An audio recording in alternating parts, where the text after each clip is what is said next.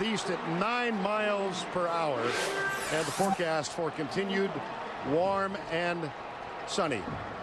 These two teams first met in 1916. Tennessee won the first 10. Florida has never been tied or led in the series. They have a chance to tie it this afternoon. Tennessee won the toss. They deferred.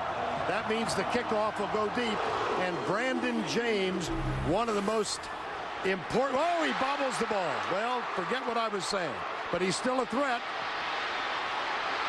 isn't he? Watch out. Out of bounds inside the 45. By the way, he's one of the 12 guys that run under 4.4. Bobble the kickoff. Last year, remember, Vern, that game was a pretty close game. Brandon got involved. The punt team and the kickoff team is just loaded with guys that run fast and make plays. And that's how this Florida team, and that's why they're so dangerous. 52-yard kickoff return. His longest of the season. Previous best was 34. First down, Tebow. Percy Harvin alongside. Harvin in trouble, but he does manage to get 3 yards over the right side. And let's quickly check in with the third member of our team. Here's Tracy Wolfson. Guys, as if Tennessee needed any more motivation for this game, Florida linebacker Brandon Spikes provided some bulletin board material this week. Spikes told the media that Tennessee quit last year. He said they gave up. He said, I know they're not as tough as us. Tennessee players quickly responding, saying, we're not quitters. When we asked Phil Fulmer if he used Spikes' quote to get a rise out of his players, he just smirked and said, we discussed it. Guys, you can bet he did. And Emmanuel Moody is in the backfield. He's only got 2 carries for 2 yards this season. They ride Moody up the middle, and the transfer from USC got a first down to the 32-yard line. And let's take a look at the lineups presented by the Home Depot. First of all, at quarterback, the now familiar figure of Tim Tebow. Made his first significant play here on a 4th and 1 in a primetime game 2 years ago. Offensive line, Troutwine, Jim Tart back. Marquise Pouncey, his twin Mike, and Watkins at right tackle. Murphy, Harvin, and Cooper are the wideouts. Keyston Moore, the running back, and Hernandez, the tight end. But Moody started the game, and he is still in there. Number 21 gets the handoff again. Did not play in the win over Miami, and he gets back-to-back carries in this one. You can see Florida is employing 2 tight ends early in this football game. You can see the importance Urban Meyer has put on running the football with this spread offense. Meyer in his 4th season at Florida. 3-0 against Philip Fulmer. Only Steve Spurrier won 4 in a row. They seem to fit in the same cup. You know, you can almost feel the pressure already on the Tennessee team. They need to hold to a field goal here. Lewis Murphy breaks and goes wide right. Harvin is in the slot. It's 2nd down. Tate Casey is in as a tight end. A blitz threatened. They're coming. Tebow behind Riley Cooper. Defensively for the Volunteers.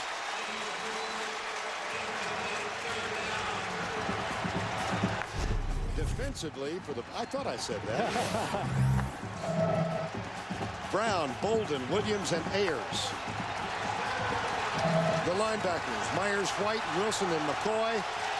And in the secondary, and this is an outstanding secondary, Willingham, Berry, Morley, and Dennis Rogan. 3rd down, Brandon James is on.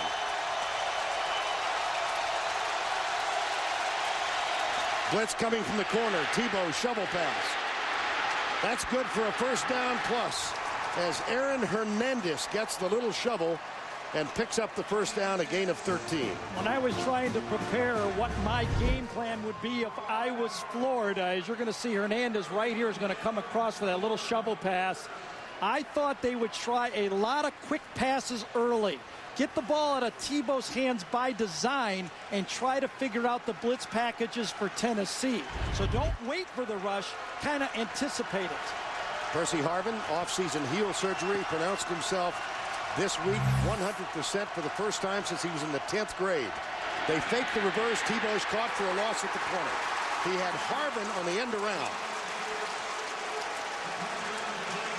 And a flag has been dropped near the 18-yard line.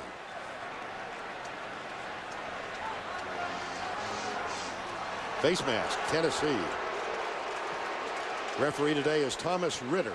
And remember, there's only a 15-yarder. It'll be half the distance, but it'll be 1st and goal. Personal foul, face mask, number 15 on the defense. Half the distance goal, automatic first down. Well, this is exactly, obviously, I'm supporting this is exactly what Tennessee feared, I think. That's true, but remember, the opening drive for Florida against Miami was very successful with a touchdown, and then after that, nothing happened. They did go on to win it 26-3. Take Casey's in as a tight end. Cooper is to the near side with Murphy. He's up on the line now. Number 11. That's Harvin in motion. Tebow fakes it, keeps it, spins, and is caught at the 5-yard line. Wes Brown, number 94, with the tackle.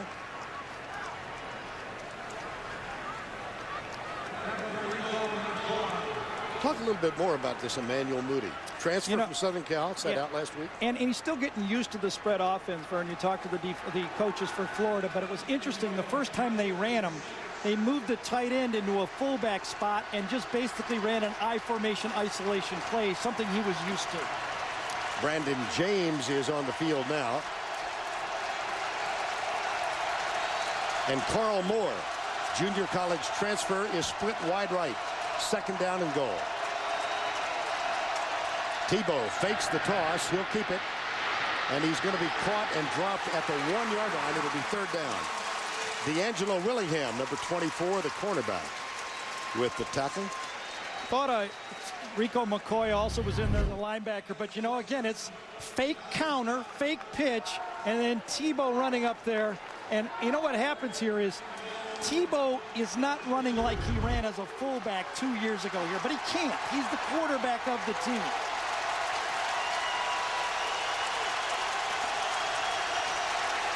Third down, and the ball spotted just outside the 2-yard line. Tebow jump pass, 3rd time he's done it, 3rd time he's gotten a touchdown. We have seen it each of the last 2 years. The jump pass, it brings back memories of Y.A. Tittle. Really interesting that Florida knew that people had scouted them on this, but this time they gave it from a different formation. A new look, same play.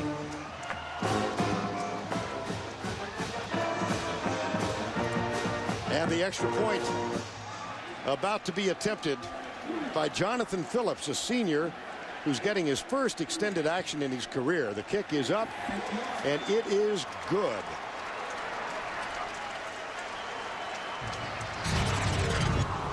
See, here's the new look. Before, the other player was right over here to the left side.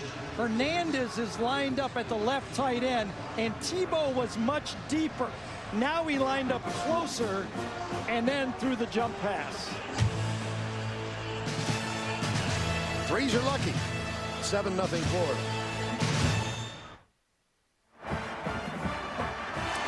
Tim Tebow leads the Gators quickly down the field. 8 plays, 44 yards after the 52-yard kickoff return. And the touchdown reception by Aaron Hernandez, his 2nd touchdown of the year. Now, this is getting old hat for you, isn't this jump pass? Yeah. Well, I was looking for a I think you almost analogy. said another jump pass from Tebow. We've seen all 3. Yeah.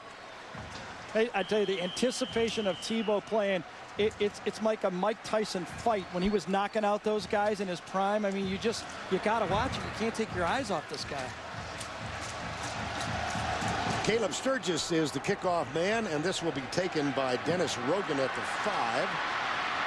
Runs into his own man and then is caught and dropped. Well, Tim Tebow now 3 for 3. The first we saw came against LSU. Remember this in 06? And the falling grab made. And then last year against Kentucky, fool me once, fool me twice. How about fool me 3 times? It's not like it's not in the repertoire. This is Aaron Hernandez with a catch. Tebow 3 for 3. And Rocky Good called that game. He's in our booth, and he said he almost blew the whistle on that play when it happened the first time. Yes, Rocky Good, one of the fine referees, is with us for the year, and Here's Crumpton with the pass out of the backfield after the 35-yard line. Catch is made by Luke Stocker. Jonathan Crumpton out of Waynesville, North Carolina, getting his first full year as a starter, replacing the graduated Eric Ainge, and has had a modest season so far. Up front, Scott, Parker, McNeil, McClendon, and Ramon Foster. Gerald Jones, Taylor are the wideouts, Stocker the tight end, Arian Foster is the running back, and Cooper the fullback. Now this is Jones in motion. And off Foster comes right. And he's tackled at the 37-yard line. Joe Hayden, number 5. Whoop, flag. Yep, we got a flag.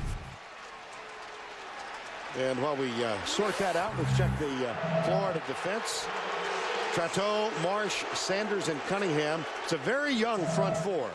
Cunningham with 15 starts. Jones, Spikes, Ryan Stamper gets the start in place of the injured Dustin Doe. Wandy, Pierre-Louis, Black, Mike, Major Wright, and Joe Hayden in the secondary. Yeah, he had to be pulled back. He was upset. He thought it was on his team, or he was telling his team they're doing a good job. He thought. Personal foul, number 27. Offense, 15-yard penalty, 3rd down. Yeah, you know, I think sometimes you can get into your team's head about this quitting stuff, and they overreact. This time it was Foster. I think Urban Meyer. I kind of wish the referees would have made that a no call or a call on both sides. 3rd and 1 and now 3rd and 15. I thought Foster got up talking. You know, that's a big difference here. Montario Hardesty is in the backfield now. 2nd and 15. Blitz coming by Florida from the backside. And a beautiful open field tackle. That is a catch and a fumble and a recovery by Florida. Boy. You could see the lineman throw his beanbag. He definitely called it a catch. A safe play, 3rd and long. Tennessee says, we're not going to give you anything cheap down here. The ball, 1, 2, 3. Absolutely. I think that's going to be called correctly, and Major Wright had the big hit on that one. Janoris Jackson also there, number 29. It was Janoris Jackson. You're right. I'm so used to seeing that number 28 make those hits. Hardesty with the fumble. Let's look at it in regular speed, Gary. Catches it 1, 2, and then turns it around. I think that's going to be upheld. Recovery by Florida. 1st down. Janoris Jackson, who is a true freshman. 5'10", 185-pounder, number 29, who has seen significant action. And Hardesty with the fumble. And Jenkins got that hit. Now, if you're Philip Fulmer, you might want to challenge just because it's such a huge play. I know it's being reviewed, but wouldn't you maybe like to make sure? Coach Fulmer says nope, he's going to trust the guy in the box. Tebow pulls it back and fires toward the end zone. It's overthrown for Percy Harvin. It'll be 2nd down. Janoris Jenkins, not Jackson, Jenkins, made the hit that forced the fumble. Yeah, Jenkins is the true freshman player that came. Flag is down at the 27.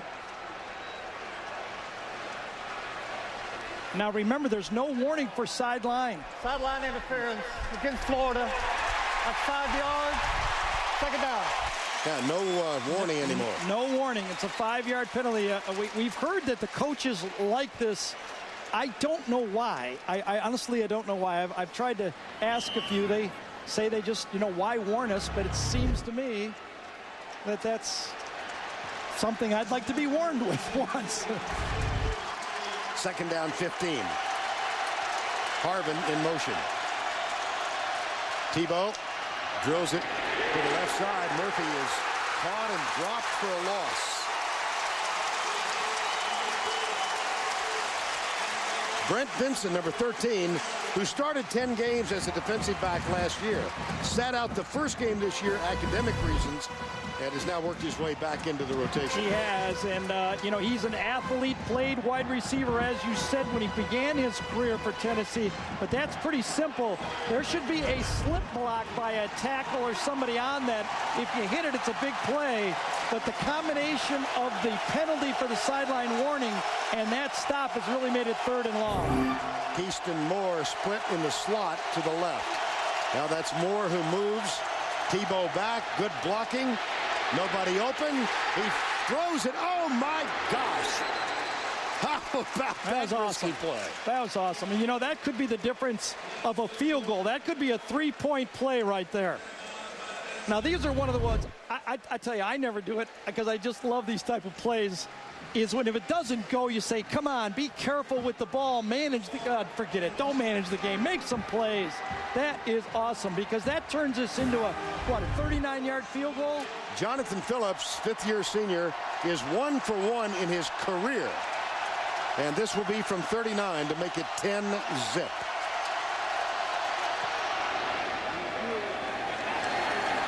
Phillips now 2 for 2 in his final season at Florida. Kickoff return, special teams. Jenkins with the forced fumble on Hardesty. And it leads to a field goal for Jonathan Phillips. 10-zip, Florida.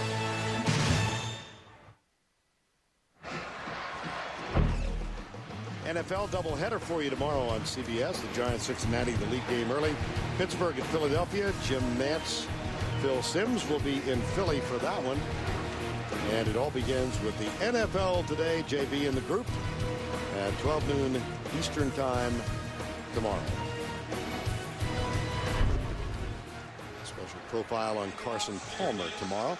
Florida leads at 10-zip. Turns out, Vern, Carson was pretty accurate with his portrayal of USC and against Ohio State, wasn't he, when he talked all that? Yes. Pretty right on. Here's the kick. Rogan grabs it a yard deep. He will bring it back onto the field, and he pays the price. He is cut down at the 17-yard line. Will Hill made the tackle. Freshman from West Orange, New Jersey, number 10. Will the Thrill. Yeah. Will. I just can't resist him. I don't. You know, Vern, I thought that maybe Tennessee early in this game would try to pull a Georgia against Florida. You know, they've had sand kicked in their face, and they might try to say, we're not going to take this anymore. But the quick kickoff return and now the turnover, it's thrown them out of their game again. This is Arian Foster, who gets into the secondary of Florida. And guess what? Yes. A 7-yard, 8-yard, 9-yard run? 9-yard. Wow. Longest run in 2 years and 1 quarter by Tennessee. Yeah, when I watched the tape of the UCLA-Tennessee game, I really felt that Tennessee gave up on the run too quickly. I thought they felt they had that game and they could kind of do some things. UCLA admirably came back, obviously. But I think Tennessee's best when they run the ball and play action pass and bootleg with Compton. On 2nd and short, handoff. Foster goes left, and we'll have enough for the first down out near the 33-yard line. Jonathan Crompton, 1 start prior to this season, and he's been a little inconsistent, Gary. Yeah, I think so. What I think they've come to realize about Jonathan is he has a big arm. Even this pass, that's a pretty good pass that gets picked off. But he's got to learn still to play quarterback. He's not seeing the whole field and all of the different secondaries and what they're trying to do to him, so they're going to limit him. They're going to trade play-action passes and throw deep balls, I predict. Arian Foster in the backfield. They fire it out to Gerald Jones, and he can't quite escape the tackle of Wandy Louis-Pierre. Brandon Spikes, after Louis-Pierre held him up, got back there, and that's an 8-yard gain. Well, there really is the guy. Tennessee will tell you, anybody you talk to around the Tennessee program, this is the guy, Gerald Jones. If this offense is going to be what they want it to be, Jones is going to have to be the playmaker. He's the one guy, I hate to say it, but it's true, that is like the Florida guys. Mm-hmm. Doesn't have quite the speed, though, right? Well, he's pretty fast. I think he's the 4.4 range. Okay. Look at Nice that play. tackle. Wow. That's Brandon Spikes. Yeah, he can do more than talk. If you watch Brandon Spikes play football, you know, I've been watching and involved in football a long time. Those linebackers that talk a lot tackle a lot. There's just something about it. Well, he's not talking now because he's the one who said that Tennessee quit last year. And I think maybe the word might have been concede. You know, at the end of that game, they knew it was over. I don't know if quit is fair. Well, but, at any rate, Urban Meyer said you're now off limits to the press. Well, he's not off limits to this game. He's now under a gag order. Play fake. Crompton almost intercepted. Guess who? Boy, they were all over that. I mean, there was no one to throw that football to. Play action pass. Now think about this again. 3rd and 1.5 yards. Tennessee gives the credit to the Florida defense and says we're going to go play action pass. They've got their great running back in the game, Foster. They're going to go play action pass, and there is nothing there. And that ball just knocked down and had no chance to complete at that time. And now Brandon James is joined deep. 2 men back. James top of the screen. And the punter, Chad Cunningham, has not had a quick start to the season. He's already had 1 blocked and returned for a touchdown. That at UCLA. This is nice, high, and deep.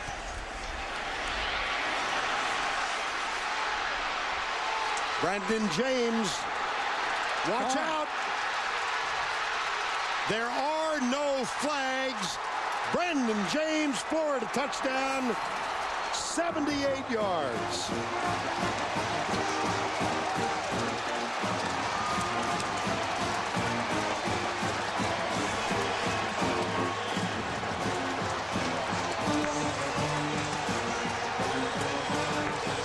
The athletic players, the difference between right now, just watching it, of the Florida players and the Tennessee players is just like you're watching a game in 2007. It looks exactly the same. And Percy Harvin, by the way, is on the punt team, and he's one of the guys that made the blocks to free a guy, Brandon James, on that play. Extra point by Phillips is up and good. He's done it again. Yeah, it's not that Tennessee's not trying. They just can't get close to him right now.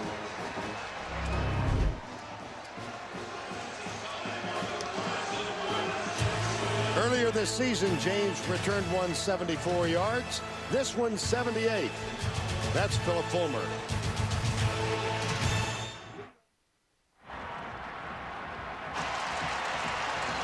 .442 to go opening quarter. This one has been all Florida. Yeah, Tennessee's defense had a nice stop. You know, they do their job. The kickoff return, now a punt return. Now, Urban Meyer has predicted that his punt return team will be dynamic all year. He's got athletes. You know, when you have Percy Harvin on your punt team, and they've got the other guys out there too. You know, I mean, it's just not Harvin. They got receivers all over. Demps is out there. Rainey's out there. You know, they've got probably 6 guys that run 4-3-4-4. Caleb Sturgis with the kickoff. And this is going to be taken by Rogan.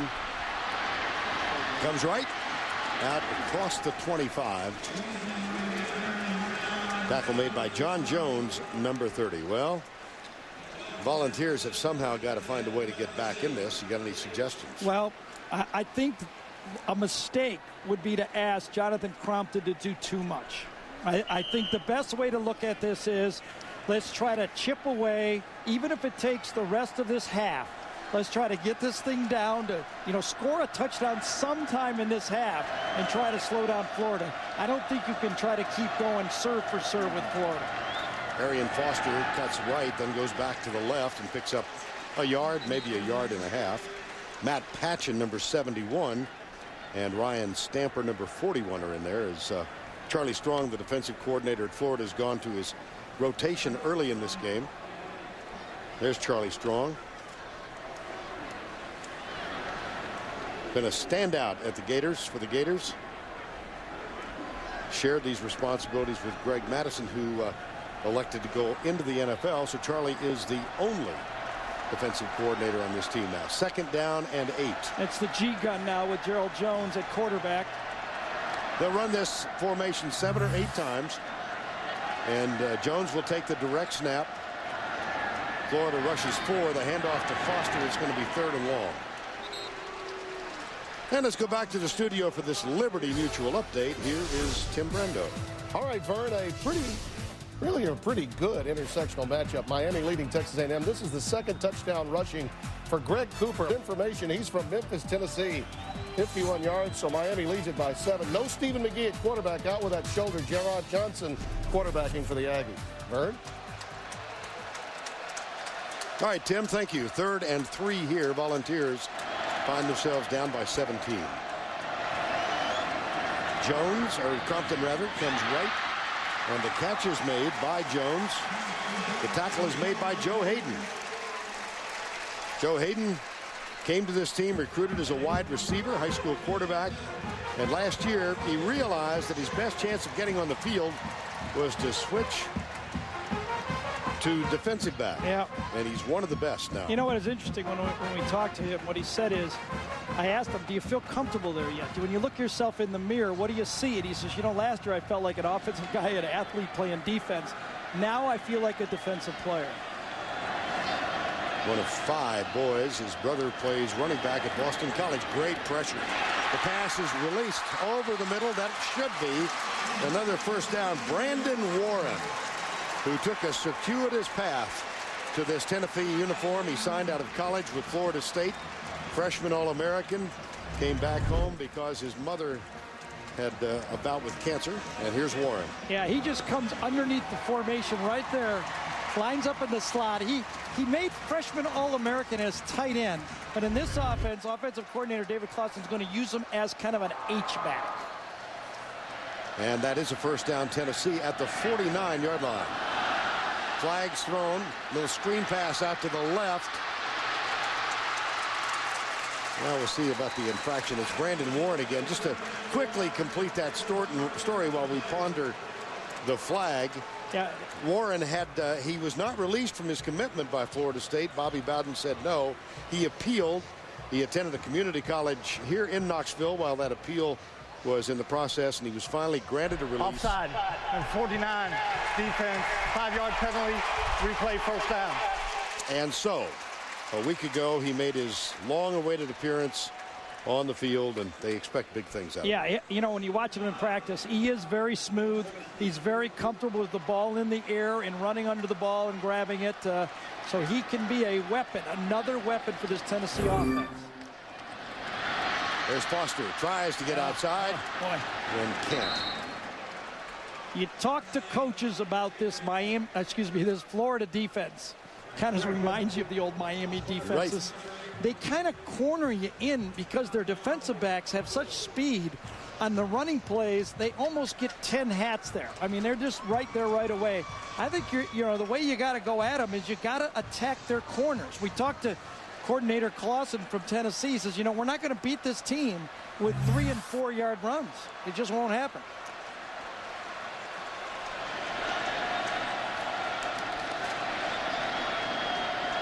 Here's the G-gun formation again for the 3rd time. And Jones heads left, cracks the 40. 1st down, Tennessee. See, that's a gain of 9. Yeah, that's the wrinkle they need. They need something else to take Florida out of their game. When Eric Ainge was the quarterback last year, they used Jones a bit, but he was injured. He had, I guess it was a shoulder. I'm trying to remember last year. You know, we saw him against LSU in the SEC championship game. He scored a touchdown on that game. But now you can keep this defense a bit off balance with different types of formations.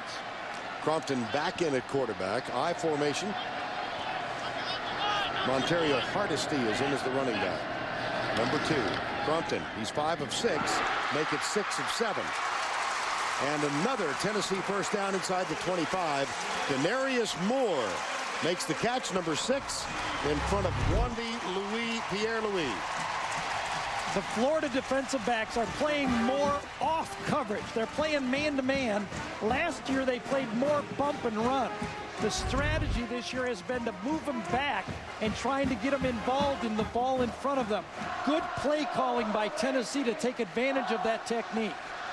Hardesty had a great game, the first game of the season out in Los Angeles against UCLA. He's the more physical back, and he gets the handoff, comes right, and works his way down to the 15-yard line.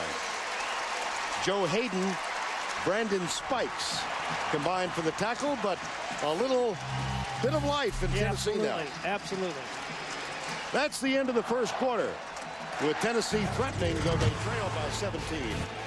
We'll return to Neyland Stadium after this message and this word from your local station. More than 100,000 here in Neyland. Florida has jumped out to a 17-0 lead, though Tennessee threatens. Gary, how about the first quarter? Yeah, it turned around on the first play. Dropped the ball. We're all worried that nothing good is going to happen for Florida. And what happens? An athletic player makes the Florida play, leads to Vern's favorite play, which is now kind of old hat.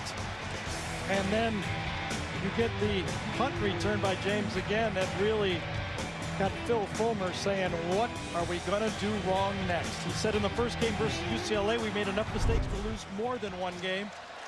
They're there again. Second down and 1, though, for Tennessee. Montario Hardesty is the running back.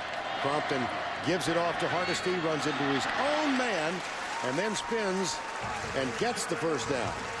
A.J. Jones with the tackle.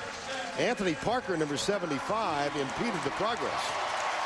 Yeah, that's you know, that offensive line for Tennessee is where the strength of that offense is. 97 starts coming into this season. They're the most experienced offensive line in the league.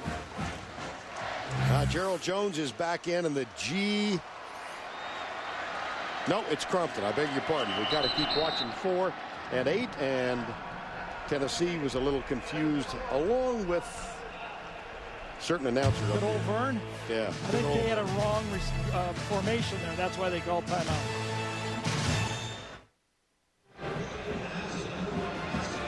Now mark this moment. This is one of the few times you're going to watch the volunteer band and not hear Rocky Top. Yes, this is the other song they know. Average in-game performance of Rocky Top, 38. We've established that over the years. We're in the second quarter. Vern, 9 plays so far in this drive for Tennessee. Ideal run pass, 6 runs, 3 pass. I think that's about perfect. Crompton, the quarterback, 2 receivers to the left side.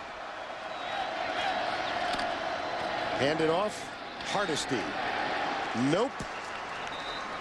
And Brandon Spikes in the middle of things.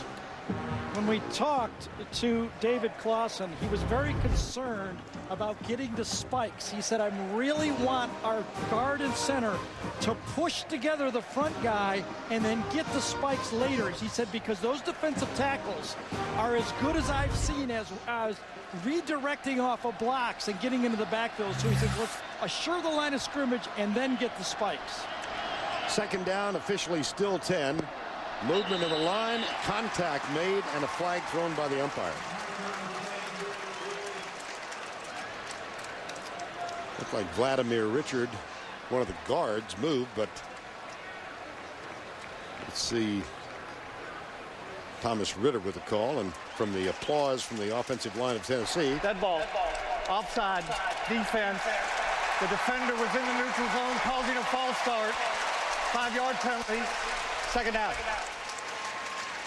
Now remember, the offense can't move first, but if the defense draws them off, that is a good call right there. And a big play for Tennessee, because now they put it in manageable position. And remember, they can get a first down.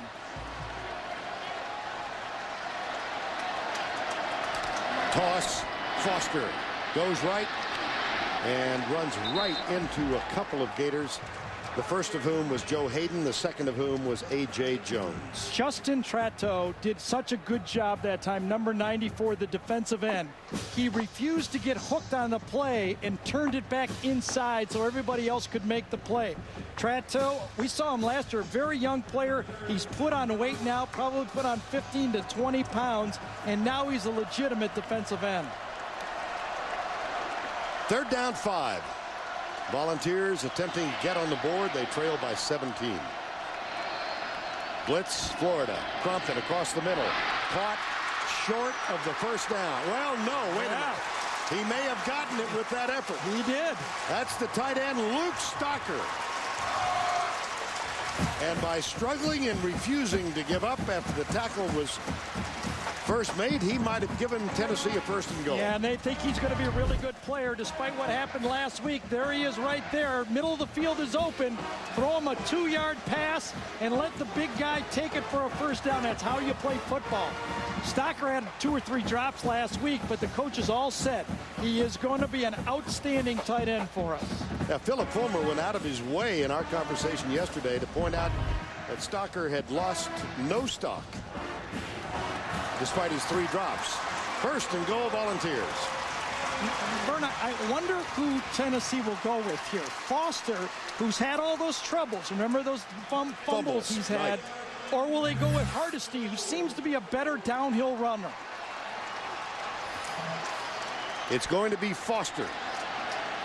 Foster fumbled at the 6 against UCLA. Like it or not, he has gotten that reputation, and he doesn't like it. Foster, left side. Yard or 2. Well, everyone who bleeds orange here remembers the fumble at the 6 against UCLA, but in 05 against South Carolina, he fumbled, and the Vols lost by 1. In the Outback Bowl, another fumble, and the Vols lost by 10. And then this season, they were going in to make it 21-7, and Arian Foster had the misfortune of the fumble then. He was wearing number 30 in that game as a tribute to his teammate David Holbert. Crompton is the quarterback. This is the 14th play of this drive. It is Foster at tailback. Fumble. That was not Foster. My. Crompton. And Florida has recovered. Foster's got to say, what am I, jinxed or something? Last year, Eric Ainge hands it off to him left-handed. This time, Jonathan Crompton, I think he hit the fullback. Yes. I think he hit Kevin Cooper on the hip. And that is the first thing in fundamentals you're taught as a quarterback, is keep that ball close to you and let the fullback clear.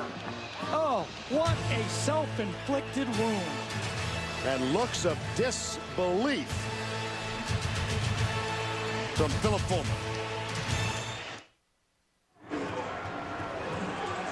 Well, let's take a look at it again. I'll show you how the train wreck happened. The guard pulled a little slow, and the fullback, Kevin Cooper, did the wrong assignment. When he goes and pulls out, he kind of runs into the blocking guard and actually gets into Crompton's way. That was the train wreck. And so, after 8 minutes and 6 seconds, nothing. And now Florida has it. Tebow in the end zone. He'll keep it, and he gets maybe a yard. And I just can't imagine, Gary, the degree of exasperation for Philip Fulmer and this entire Volunteer group. 8 minutes, 14 plays, Zippola. It's hard to really, I've been in a lot of these things on the losing end like this. There's an air of negativity about the team when you go into the game, and then you play right into it. And then you start to say, maybe everybody's right here, and it just starts snowballing down like here. Hill and Tennessee has to get this arrested very quickly. Agreed. Well, 2nd down now, and Tebow again is in the end zone. He has it, goes left, and he's out near the 10, short of the 10, and it'll be 3rd down. Dennis Rogan with the first contact. See, now, normally I think Florida and Dan Mullen, their offensive coordinator, spends time thinking about managing the hits on Tebow. Okay, we got to last the whole year and all that stuff. But this is Tennessee, and this is one of their toughest road games on the schedule. I think they're going to sacrifice as many hits as they need for Tebow to win the game, and I agree with them 100%. This isn't UAB. This is Tennessee. Tennessee defeated UAB here, and timeout is called by Tim Tebow as the play clock winding down.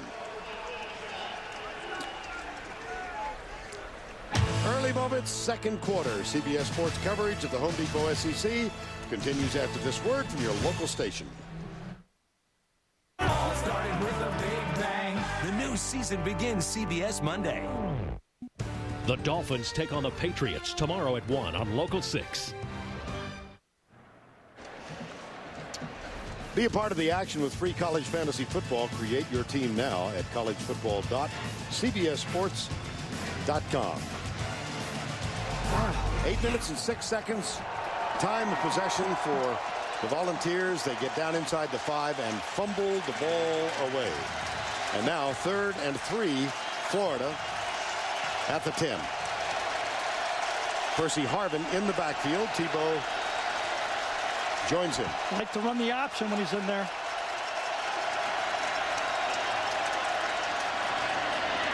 Tebow keeps, cuts. He's got the first down after the 50. And let's go down to Tracy Wolfson. Trace? Guys, no surprise, there's a lot of frustration on this Tennessee sideline. Gary, you mentioned it. This isn't UAB. Well, center Josh McNeil came off screaming, banging his helmet, saying, come on, guys, we're in the SEC. Let's play like it. Remember, Fulmer told us yesterday this team has no leadership, and that concerns him. And, guys, this is the time they need a leader to step up and take over. All right, Trace. He said that the leadership right now, the emotion and the energy was coming from the staff as opposed to the players, and he needed someone to emerge to take that role. First down and 10. Percy Harvin. Here's the option. Yeah, and you call that. And Harvin. Look at this. Pretty nifty, isn't he? Dennis Rogan with the tackle. Ben Martin was second there, and we go back to the 3rd. Tim Brando. Excuse me, fellas. I've got a little fly swatting to do, okay? We lost Fresno State last week, East Carolina this week. But BYU's getting it done. Max Hall, 7 yards to Austin Collie. His second touchdown catch of the day. They've scored 86 points in a row. And Utah, another fly in the ointment, leading Air Force 7-0. Utah and maybe even Tulsa working their way into the mix, Vern. Back to you. Well, Tim, I think you've gone from 4 flies to 2 now, right? Oh, yeah. Tulsa's an interesting team. Yes. You know, they're going to be in it. They're going to score points. They finish late with East Carolina towards the end of the season, I think. That'll be an interesting game. Second down. Florida leads 17-0. Harvin still on the field. Here's the corner blitz. There's the option to Harvin. And he is keel hauled as he gets up near the 30-yard line, but that's going to be another first down. 9-yard gain. Walter Fisher with the tackle. Watch how disciplined Aaron Hernandez is, number 81 on this option play. He's lined up right here. He's going to pass the first guy. Now, most guys say, all right, I'm going to block him. He goes, that's the quarterback's guy. Runs right by him. Tebow makes the pitch and makes the play. That is discipline. That is hard to do. Great job, Aaron Hernandez. Harvin is out. Emmanuel Moody in as the running back. There's a flag in the backfield. Tebow keeps up to the 40-yard line. If the play stands, and I don't think it will, it would be a Florida first down. Yep, it's going to come back. Well, both teams are making mistakes. Florida is making these itsy-bitsy little ones, and Tennessee's making these gigantic mistakes. Who's winning? 17-0. Illegal shift on the offense. 2 players moving and did not get set for 1 second. 5-yard penalty. First down. Well, one of the 2 was Emmanuel Moody. The Southern Cal transfer sat out last year. A young man from Coppell, Texas. Seemed to be taking his lack of playing time so far this year in stride. Didn't seem to be upset. Urban Meyer, despite the spread, is kind of an old school coach. You got to earn your time. Here's the option. Nothing there. No, not at all. Great job defensively for the Volunteers, and Alex Wilson, number 35, playing middle linebacker at 5'10", 225.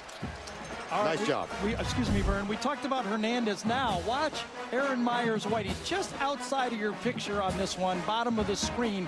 He comes up. Let's stop it right there. See, he takes the pitch man and he lets the next guy take the quarterback. That's assignment football on defense. Both teams, when you're running option football, the offense has an assignment. You can't deviate. And the defense, Adams-White, he doesn't even go and try to tackle Tebow. He goes for the pitch man. Great See defense. the number? Excuse me, Gary. Yep. 6 for 15 on the ground. Here's a dead ball infraction. Keyston Moore. I think Urban called a timeout, did he not? Well, there's a flag down as well. Let's see. Yes, I think Urban beat it. Prior to the snap, there was a timeout called by Florida. That is their second charge timeout. There is no foul for an illegal shift. Timeout occurred before the snap. I wish both in college and pro football they would go back to the rule where the players on the field call timeout.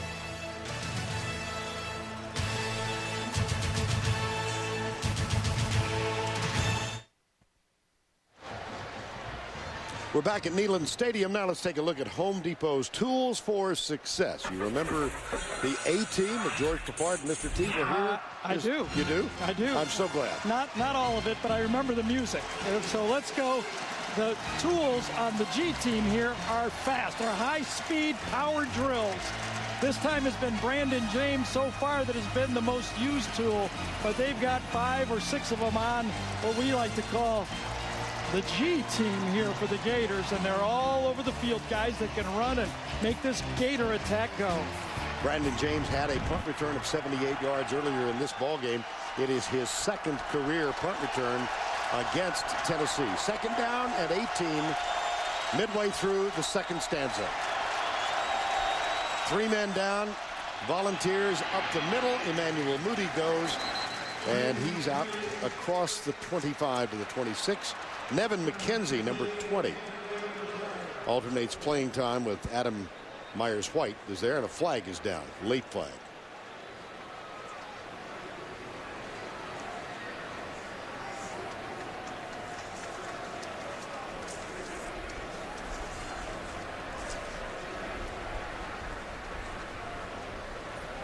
Thomas Ritter. We have 2 unsportsmanlike fouls. Number 16, offense. Number 24, defense. Those penalties offset. 3rd down. Carl Moore for the Volunteers, or rather for the Gators, number 16, and D'Angelo Willingham, number 24. There has been a little bit of a chippy attitude. Yeah. Here. Well, you know, almost all football games are, but you're right. I mean, and plus you've been beaten down the last couple of years so bad by this team, and if you look up at the scoreboard, it's happening again. This guy was one of the heroes of that come-from-behind victory, this guy being Tebow. They came from behind and won it here in primetime 2 years ago, 21-20. Here's Tebow back. Drills it deep. First deep attempt, and Harvin has it for a first down at the 40-yard line. 34-yard game. Demetrius Morley finally caught up and made the tackle. Urban Meyer was very upset with his offensive line and all the pressure that Miami put on him. Now watch him here. They're going to stunt.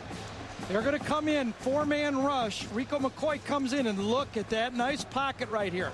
Now you can use the G team. When your quarterback can run in there, step up, and make one of those throws, there's not a secondary in college football that's going to slow down these wide receivers. And Tebow is becoming not just an underrated passer. Most of the defensive coordinators now are saying he's a good enough passer to win beyond all the stuff that he does running the ball. And a face mask at the end, so the ball now at the 25-yard line. Remember, this drive began following a fumble by Tennessee at the 3-yard line. Here's Moody, nothing. Emmanuel Moody getting extensive playing time in this ball game. Alex Wilson, number 35, with the tackle. You know, Wes Brown did a good job on that play, too. One of those defensive ends that they've got 4 of them here. Brown and Ayers and Martin and Walker.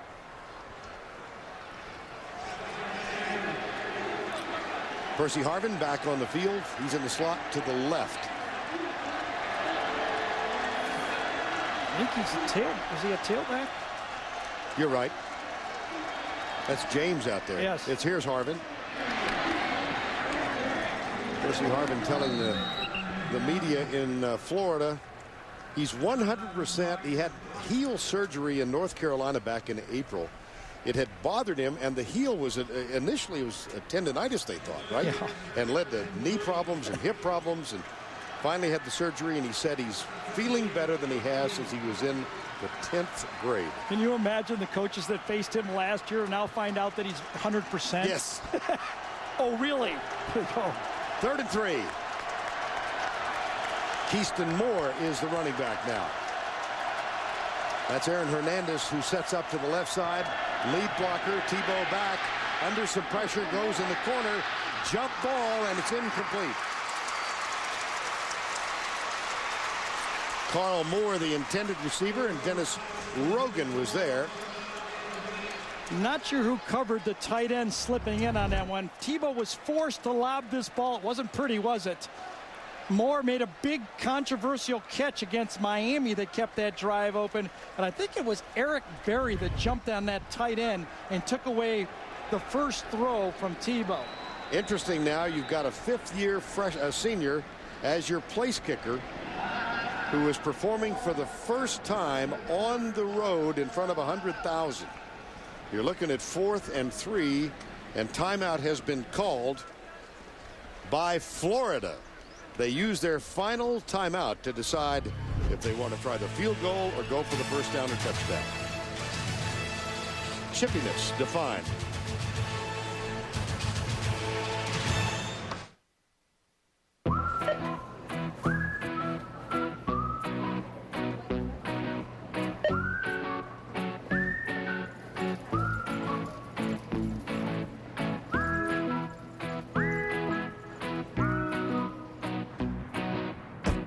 Bring your favorite team home with Glidden Team Colors Paint. The true colors of true fans. Team Colors Paint, exclusively from Glidden and only at the Home Depot.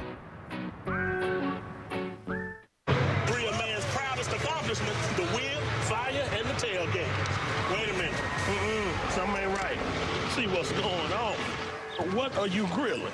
Ostrich burger. Ostrich? And you gonna watch it down with Miller High Life? Most certainly. You guys are 5 yards short of common sense. Can I borrow this beef? Yeah, sure. All right, pay attention. Now watch your hair. Smell how good that is? Yeah. Beef and high life and you're in. You with me? Now you're living the high life. Thank you. Ostrich. That's not a burger, that's a bird.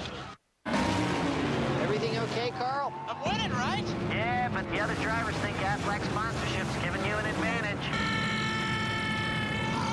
Well, if you're sick and you can't work, Aflac pays cash fast to help keep you in the race. I know, but they see it a little differently.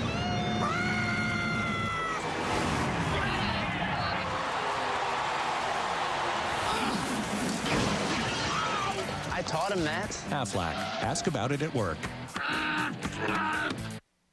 Tim Brando in New York coming up with the Geico halftime report. Spencer Tillman and I will get you caught up on all of today's action, including one fly in the ointment biting the dust.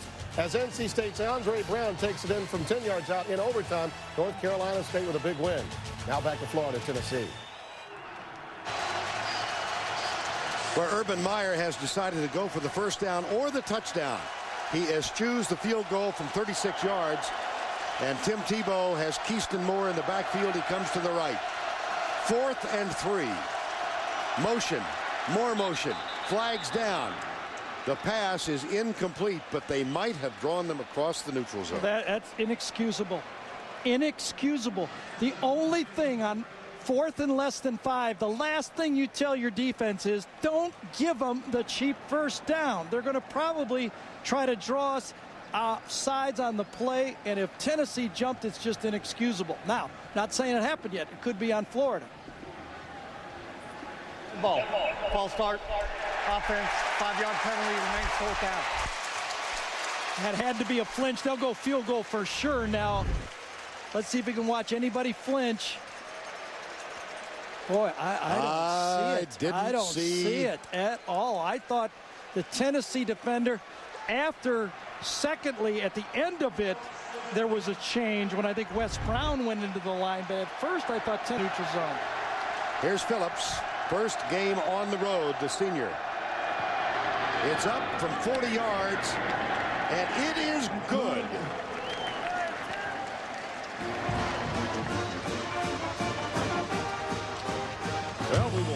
question for a moment now. Who flinched? Yeah, it had to be the right side. It wasn't the left side.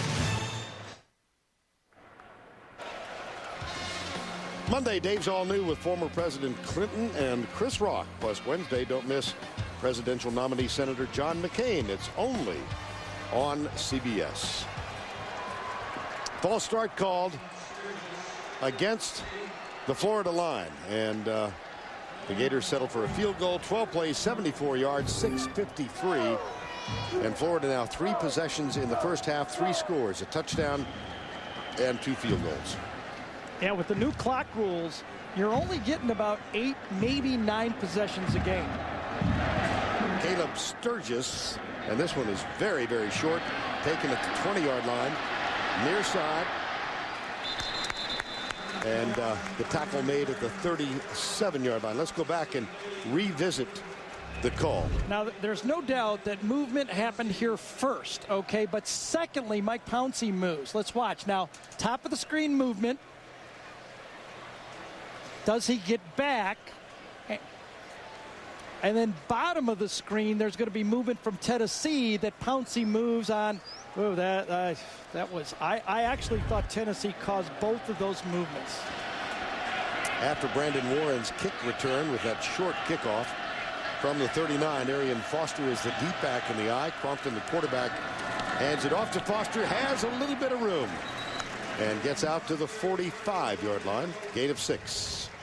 So now look at the difference between an Eric Ainge team with a 5th-year senior or true senior, whichever one he was, a 4-year player, with Jonathan Crompton. Ball on the 40-yard line, trailing 20-0. They run the ball off tackle because they're not quite sold on what Crompton can do, even so much so they're going to put Gerald Jones at quarterback. And Crompton is lined up wide to the right, top of the screen. So the G-gun formation for the Volunteers, 4th or 5th time that they've tried this one, on 2nd down. McNeil snaps it well. Oh, they're going to get a delay. They're going to get a delay. This is just a disaster for Tennessee. I mean, when we came into this town, Vern, I don't know if you could sense it, but on the airplane, you know, I usually travel around, you know, the Southeast Conference, and everywhere I go, you can Prior tell. to the snap, delay of game, offense, 5-yard penalty, remain 2nd down. All the fans wearing their school colors are kind of talking up and bragging. As you can see the play clock going down and no snap, kind of bragging on their team. It's kind of fun. But the Tennessee fans had nothing to say before this game. They did not believe before this game started, and they're being proven right. Well, it's the G-gun formation again. Crompton going to try the same play. The handoff, no, it's no handoff. It's Jones who shakes the tackle and squirts out to the 49, perhaps the 50-yard line. Brandon Spikes with the tackle. Well, 2 turnovers in this ball game, both recovered by the Gators. Yeah, the first. It was bad, wasn't it, Vern? I mean, a give-up play for a screen right there. A sure scoring play on 2nd and goal, not counting the punt return. It's just a disaster. Now, remember, Tennessee's got the ball here to end the half with plenty of time, and they get it to start the half. And again, for the 2nd play in a row, Crompton, the quarterback, normally is wide right. Here's Jones, tucks it, comes left. Ryan Stamper is there to make the tackle. And it'll be 2nd down. We'll have time to spend a moment with Tim Brando in New York. Vernon, Gary, we talked earlier today on the College Football Today about the Pac-10's Black Saturday a week ago. It's continuing. Oregon without their starting quarterback, yes, but Kellen Moore and Tommy Gallarda, 2nd hookup. Boise State rolling Oregon 24-6 in the 2nd. Vern? All right, Tim, 2 timeouts remaining for Tennessee. And here's Crompton back at quarterback, lofts it up. That almost was picked off. It was deflected up front, I believe. Crompton getting some pressure from Dustin Doe, number 32. He was questionable to go in this game. Yeah, one of the new packages that I see more from this Florida team than the past is big Carlos Dunlap, number 8, the big, tall guy who's being pushed a bit for playing time by Justin Tratteau, is that they're playing a little more zone blitz, a little more off coverages. And it'll be 3rd down and 11. 2:19 to go, first half. Hardesty and Foster back with Crompton. Right side, incomplete. Flag count. Might have a face mask. Had to be. Looked like Major Wright, number 21, might have grabbed Lucas Taylor with the mask. And all he had to do was be patient. Well, if they call that pass interference. Now, I thought that ball zipped by before he grabbed him. Nothing you can do about it. It's unreviewable. Pass interference, number 21, defense. The ball would be placed at the spot of the foul, first down. Now, let's go left side of your screen. Major Wright is chasing. Ball goes by, his left arm's not on there, and the ball's past him, and then he jumps on him. Now, the official came from the Tennessee bench. You know he heard it over there when he made that call. Here's Crompton. Pass is complete at the 45. And the receiver down to the 43. It's Arian Foster out of the backfield, and Joe Hayden makes the tackle. Hurry up offense now for the Volunteers. We're under 2 minutes to go in the first half. 1:55 of the clock running. Again, Foster and Hardesty on either side of Crompton. 5-man rush. They go deep. They've got a man, but it's picked off. Joe Hayden with the interception. He goes left, and he's got some blocking help. Down the sidelines, out of bounds. Plenty of time for the Florida Gators.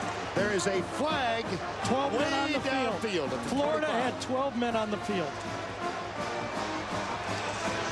Florida had 12 men on the field.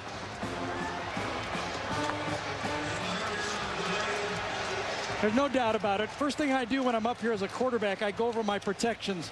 4-3-4 is how I think, and it was 4-4-4.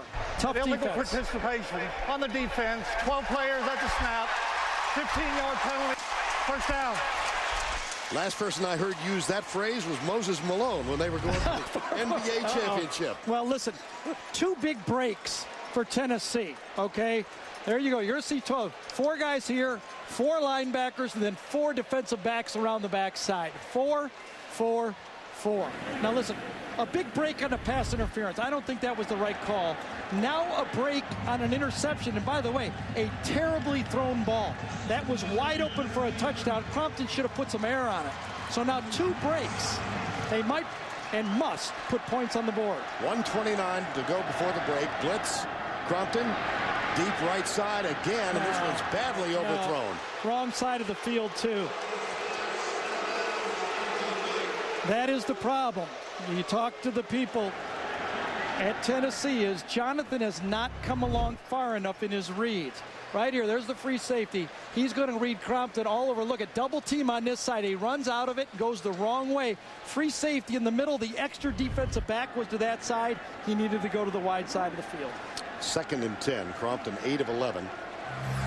An interception just negated and a badly thrown ball on the misread. 1:21 to go before. Blitz again. Crompton comes near side. Caught at the 10. Down to the 5. Josh Briscoe, number 81. You know, before the game, Josh Briscoe was the one Tennessee player that was just giving it to his teammates. The senior comes off very patient, nice square route, and he just puts the ball and takes the ball over Woody Pierre-Louis right there. Nice throw, nice execution.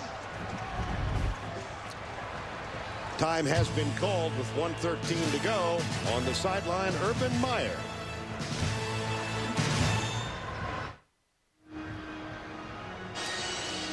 In excess of 100,000 here at Neyland Stadium in Knoxville. Coming up at the half, the Geico halftime report. We'll head back to New York. Tim Brando, Spencer Tillman, scores and highlights from around the country.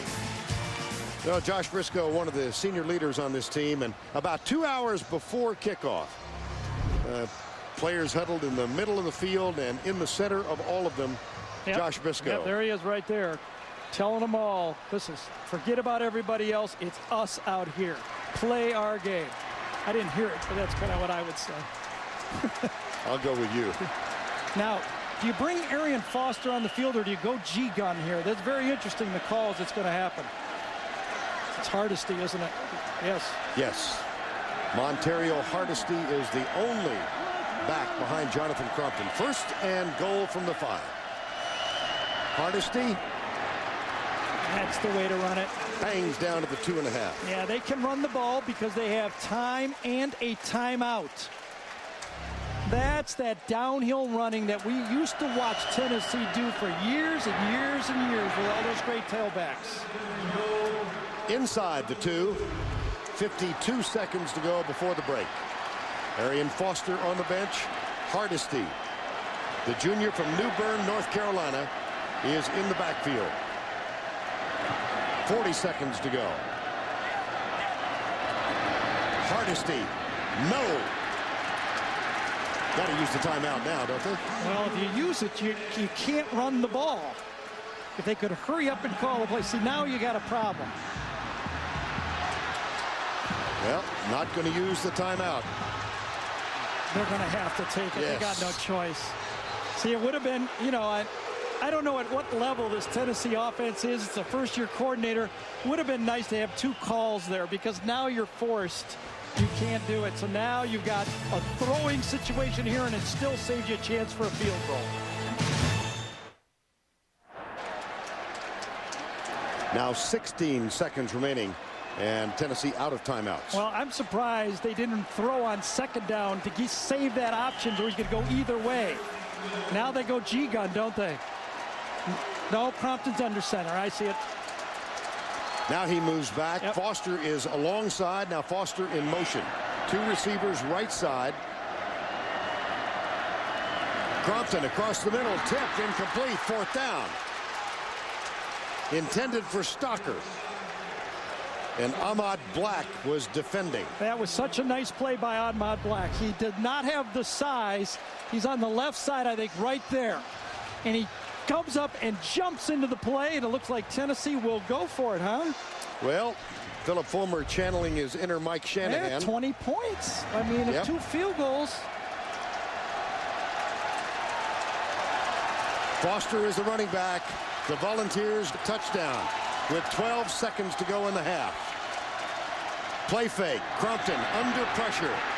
Puts it back in the end zone. It's intercepted. And they're going to run it out. Absolutely. Absolutely smart. Doesn't hurt you at all. There's 2 seconds left in the half. You might as well try to score. Smart play. Janoris Jenkins, the freshman, with the interception. I think, and it's easy up here. He had a guy in his face. I think someone got to the back of the end zone that he could have laid it up. That's the only thing I saw. They're trying to slide the fullback out. Yes, they could have thrown it up to the back of the end zone, but nothing really there. Throwing on 3rd and 4th down, they get nothing. Earlier in this quarter, the Volunteers had the ball for 14 plays, 8 minutes, a fumble at the 3 recovered by Florida. On this drive, 11 plays. They took 4 minutes off the clock, and the interception brings them up empty again. No, you're right. You know, I mean, 2 turnovers inside the 5. Even if you get stopped, 2 field goals makes it a manageable game. Those are more than murmurs coming from this crowd of 106,000. Let's go down to Tracy with Philip Fulmer. Coach, the decision to go for it on 4th and 1. I wanted to get the daggone touchdown and to get the momentum back. We've been our own worst enemy. The kicking game, we just got to come back and play better. How do you get this team to believe that they can come back and win this game? We believe we can win this game. Thanks a lot, Coach. Well, Philip Fulmer on the opposite side of the emotional scale, Tim Tebow. That's the end of the first half with the score 20-0 Florida. Now let's go back to Tim Brando in our New York studios. 1,138, but I must say many have left. A lot of empty seats, particularly in the upper deck, as the Gators lead the Volunteers. Here's Caleb Sturgis with the kick. The 2 deep men, Dennis Rogan and Denarius Moore. This will be Rogan near side, a yard deep. And he brings it out. Oh, he's got some room. All the way out to the 42-yard line. Joe Hayden with the tackle, a little bit of a spark to open the 3rd quarter here for the Tennessee Volunteers, who, Gary, wasted so many opportunities. Yeah, if you're going to beat a good team, but you have to at least have a chance to keep it a football game. You can't beat yourself. So, and that's what's been happening. You know, Joe Hayden makes a nice open tackle because Rogan goes why one more guy, he's going to score. So Rogan brings it out to the 43-yard line, first down. And here's the Lennon Creer opens at tailback. So Arian Foster and Montario Hardesty were the running backs in the first half, and Creer gets the first carry of this half. Halftime trends. Well, you see it, 3 turnovers. I mean, those are all points. I mean, Tennessee gets down there inside the 6-yard line twice. Once downs, 1 turnover. Brandon James, of course, had the punt return and the kickoff return with a lot of hidden yardage for Florida that doesn't show up. Tebow has been under control, but remember, Vern, they've only run 23 plays in this game. Brandon Warren, the tight end, is on the field. Here's Crompton back to play. Oh, it's almost picked off again. And Brandon Warren was the intended receiver. I was talking to Bob Kesling, who's the play-by-play man for Tennessee, and Crompton missed Tuesday's practice with an injured ankle. Kesling says he thinks that ankle is hurting Crompton more than Tennessee has let on. Okay. That's the story, and they're sticking to it. It's a good theory. Giving you all the news. I know. Think all I do is eat hot dogs at the halftime? Well, he told us he was 100%. I watched him in practice. He was limping a bit. He's bouncing around out there. He can't play with that kind of ankle. He's in trouble in the SEC. On third down, Crompton in the spread. Back to throw. Little pressure, tucks it. And he's going to be caught short. It'll be fourth down. So a wasted opportunity after the Rogan kickoff return. And Brandon Spikes, number 51, along with Lawrence Marsh, number 90, made the tackle. Now, Harvin and Brandon James go back to return the punt. James already with a 78-yard punt return when they played here 2 years ago. He was a freshman. They were walking out of the tunnel, and Urban Meyer told us I hadn't made up my mind who was going to return the punts in the game, 18-year-old. And Brandon James came out and immediately began doing the Gator Chomp. And Urban Meyer said, "You're my punt returner." He had one of 90 yards in that game that was brought back because of a penalty. This fair catch taken at the 8. I really like the 2 returners back when a team is trying to pooch, because you're going to catch the ball in the air and keep that ball from going inside your 5. 2 guys don't have to run for it. 1 guy does.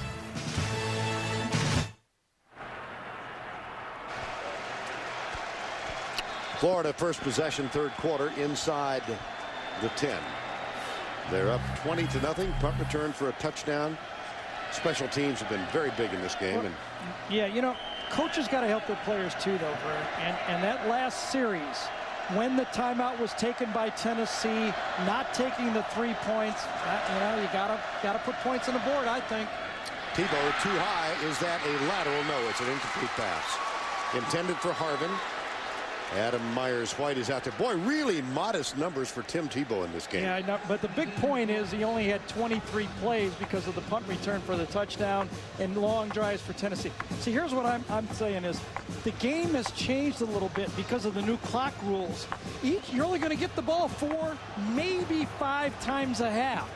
So you got to put points on the board when you have the ball. You just don't have that many opportunities. David Nelson's on the field. He goes out wide right, number 83. Riley Cooper is out there as well. Second down and 10. Harvin in motion. Tebow keeps to the 11, perhaps the 12-yard line. Wes Brown, number 94, makes the tackle. Well, it's time now to welcome the Duck. Trivia question of the week. Tim Tebow, of course, won the Heisman last year. Archie Griffin, the only player to win back-to-back Heismans. Who else came closest? Interesting. Yeah. 3rd and 7 at the 12. Tennessee's defensive line urging the fans to get behind them now. Make a stop on this 3rd down. Tebow heading to his right. Got him. Eric Berry, wasn't it? Eric Berry's the best tackler. Wow. 3 and out for Florida. And a little sign of life from the Tennessee defense. This was supposed to be a shuffle pass inside. It was taken away by Tennessee. The ball was supposed to go inside on the shuffle pass. Watch this. Tebow looks. There's nothing there, so he's forced to keep it. And Barry comes up, takes him low, and takes Tebow down. And I thought Tebow was a little ginger coming off the field there, to tell you the truth. Here's Chaz Henry, second in Division I football punting. Wow, and he booms this one. Gerald Jones at the 32. Gerald Jones down, and so is a flag. Chaz Henry with an average of 48 yards per punt. That one 57. It becomes his 7th punt of this young season in excess of 50 yards. And 15 more yards also tacked onto it.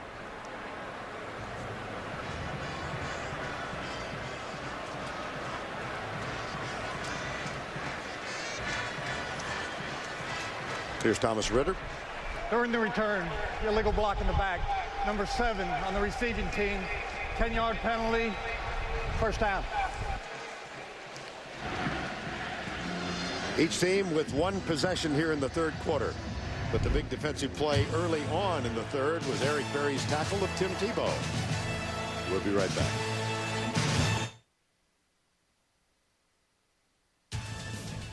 The Home Depot SEC on CBS is sponsored by Aflac. Ask about it at work. Sonic. Coca-Cola Zero. And by Allstate.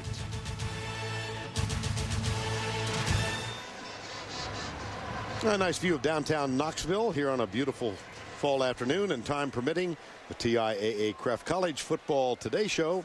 Tim and Spencer back in New York.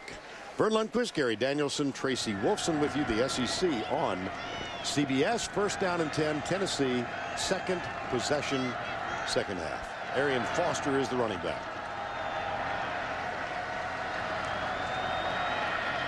So I guess there's bad news, good news. You know, bad news is you went 3 and out. Good news is you might get it more often.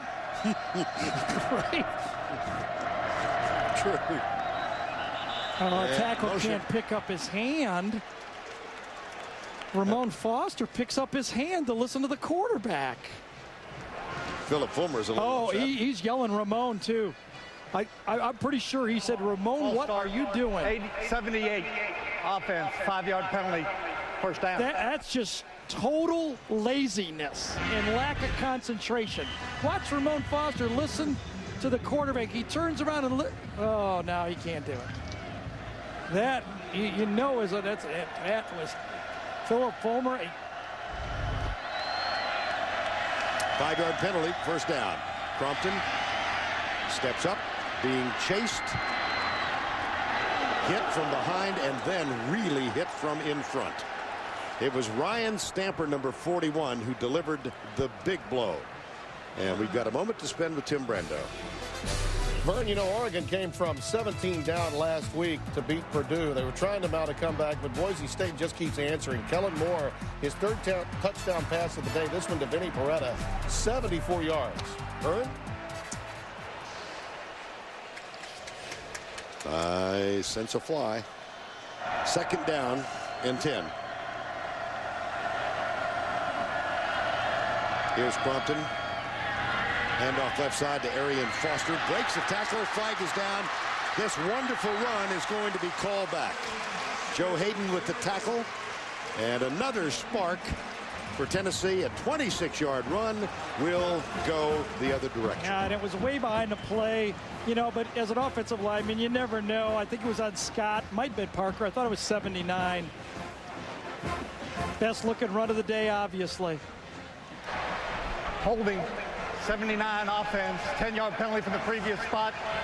Still second out. Yeah, you can see the frustration now from the Tennessee players. They got to put it aside.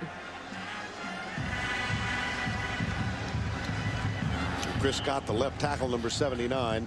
That's 7 penalties for each now. But that one negates a 26-yard run. Again, Florida's mistakes seem small. Tennessee's mistakes seem huge. Isn't that amazing? Just seems that way, doesn't it? Itsy bitsy, I think. Yeah, they're itsy bitsy for Florida. Right side. This is Foster again. within 500 yards, 488 beginning the game to become the all-time ground gainer in Tennessee history. Current leader is Travis Henry. Arian Foster, the senior, father lives in Tennessee. His mom in Albuquerque, recruited out of California years ago, and he's been a steady presence for this Tennessee team. 3rd and 17 yards. How do you like your options? Not good. Plus Peyton shows up real quick. I'm sure he's watching. 3rd and 17, Hardesty and Foster on either side of Jonathan Crompton.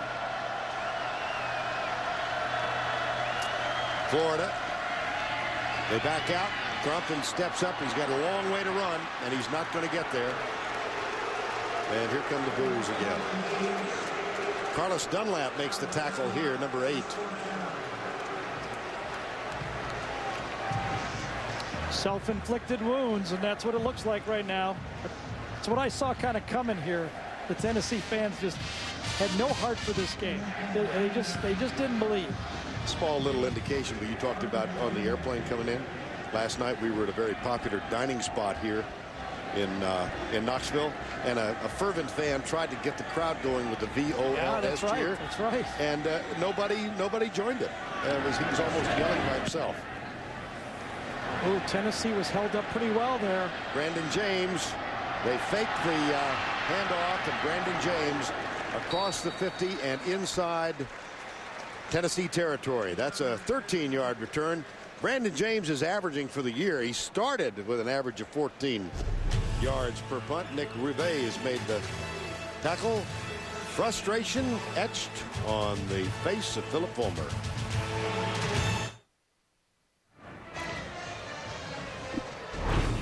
And it's now time for the playbook presented by the Hartford. Well, Brandon James gets the touchdown, but watch Percy Harvin. Now, Harvin, he's a star, okay? But he's on special teams. He could take a play off. He does not take a play off. Now watch him. Sprints in front of him. Brandon James gets it. All of a sudden, number 1 comes back into it. There he is. And he's the last guy that gets in the way to cause that touchdown. So it would have been a nice return. He turns it into a touchdown return. A star going through with his play and his assignment. Nice job, Percy. Special teams, huge edge for Florida. 6th possession for the Gators now, and 3 of the 6 have started in Tennessee territory because of long returns. Here's Tebow coming left, fires it out. It's caught by Riley Cooper, who's wearing number 11 this year. He was number 86 last year. Cooper, the junior from Clearwater. That number was worn by Jared Faison, who elected to transfer, so it became available this year, and Riley Cooper grabbed it. Excuse me, Vern, when is Florida going to go deep? They haven't done it yet. No. It's just almost like a ticking time bomb here. They're going to do it pretty soon. Out of the spread. Handoff Moody. Gets a block. Gets another block from Murphy downfield. And he's picked up a first down. Eric Berry with the tackle, and D'Angelo Willingham, number 24, was second. This is the best cut I've seen from a Florida running back in 2 years. Watch Moody read it, jump to the outside, and make the play. That's what running backs have to do. It's not going to be pretty. You've got to find space and then accelerate it to it. That made Florida fans feel really good right there. Moody as advertised on that one. Emmanuel Moody, as we said, from Coppell, Texas, began his career at USC, transferred, sat out last year. And he gets the handoff up the middle. And let's concentrate again on Tim Tebow and answer the, cue the duck. Cue the duck. Trivia question of the week. Archie Griffin, the only player to win back-to-back Heismans. Who else came closest? The answer, Billy Sims finished second in 79 after he won it in 78. Charles White won that one. How about the whole list? Look at all these guys who won it as juniors or a sophomore. Blanchard, Doak Walker, Janowitz, Staubach, Archie Griffin, Ty Detmer, Jason White, and Matt Leinart. And of course, all of them were juniors. Tebow, the first sophomore ever. Comes left. Oh boy, nice open field tackle by Eric Berry. 7:13 to go here. Let's go back to New York once again. Here's Tim. Vern and Gary, forever Tennessee's tied to UCLA, and Willie Tuatama finds Rob Gronkowski. Again, that's the second touchdown strike between those two. The Bruins are down 24-10 now to Arizona. So Mike Stoops' team getting it done. And again, further, I guess, adding to the misery index in volunteer land. All right, Tim, thank you. It's 3rd down and 1. Tebow keeps it, cuts, first down at the 20-yard line. That'll be a first down and 10. For more on Tim, away from the field, let's go down to Tracy Wilson. That's right. We'll talk about Tim Tebow outside the huddle, his future profession, a doctor. Nobody did perform circumcisions this summer while on a mission trip in the Philippines. His favorite movie, Braveheart, appropriate for him. A health nut, his guilty pleasure, ice cream. His favorite artist, his buddy Kenny Chesney, who's actually a Tennessee fan. They have a bet on this game, and let's just say if Tennessee wins, Tebow has to sing Rocky Top. I don't want to hear that, Trace. I do not want to hear it. First down and 10. Tebow hands it off to Harbin up the middle, and Harbin hit up high and knocked down. Just one other note about the Tebow family. His parents, Bob and Pam, are here from the Jacksonville area. 2 brothers and a sister are here. He's got a sister, Christy, and her husband, Billy, who are missionaries in Bangladesh. And there's the Tebow family with the sun hat. And because of modern technology, of which you're very aware. Yeah, I talked about that. They might be watching the game on Slingbox. Yeah, huh? They're watching it in Bangladesh. It's amazing. Very early in the morning, isn't it, though? Yeah, hey, look at this, what this spread is doing. With Tebow, there's not a lot of guys like him. Controlling the clock with the running game. 3 down with their hands on the ground. Here's Tebow. It'll be 3rd down at the 15-yard line. See, and Urban Meyer knows, not with the shorter game clock now, only 4 possessions each for a team. A field goal right here kind of puts this game away. And if you kind of look down the schedule for Florida, this is the one game, talent-wise, might be the biggest challenge for them on the road. Of course, you can lose any game on the road. Ole Miss is good. There's a lot of good teams, obviously. But this is the game when you look at their schedule, you go, well, if they get by Tennessee, everybody else at home. So much has been made of Georgia's schedule, and their preseason ranking is number 1. And I think you'd agree that Florida has the much easier road to the SEC championship. That ball thrown to the end zone. Touchdown! Percy Harvin. 15 yards. There's so much difference in Tebow this year than last year. He knew it was a blitz, and he just kept backing up and buying time. Even though they had a free rusher, he knew it. Man across. Everybody was across. He knew it was man-to-man. He just backed up, bought time, and threw a touchdown pass. That's dangerous. He's learning. Oh, you made me snort. Here's Jonathan Phillips. Remember in those horror movies that the monster always starts out, they're scary, but they're not smart. And then they start to learn, okay? They start to learn, they can become worse. He's starting to learn. He reads it. Man. He knows it. 3 guys on 3 guys. He says, all I got to do is back off here. Man to man, why don't I throw to Harvin? Be hard to cover Harvin, wouldn't it? Uh-oh. He's learning. Don LaFontaine, who was the voice of all those movie trailers, just passed away about a month ago. I think you've got another career. No. Yep. It's coming. Back at Neyland Stadium, and you'll see many of the fans now out of the exits heading for either their cars or the volunteer Navy down on the Tennessee River. What do you River. notice there? I don't see anybody in blue. No, you're right, because the blue's still there. They're celebrating. They've got like 3 or 4 sections here, and they just pop out of the picture, and they're all there. A couple of notes. We began the day talking about this great Tennessee record in Neyland, except for this decade. Now, they were undefeated at home last year, but twice this decade, they've lost 3 at home. Once was when they went 5-6, worst record in Philip Fulmer's 17-year tenure here. Here's Rogan again. Another nice kick return. Out to the 36-yard line. TV's #1 comedy returns with a shocking twist you gotta see to believe. 2.5 Men. The season premiere Monday on CBS.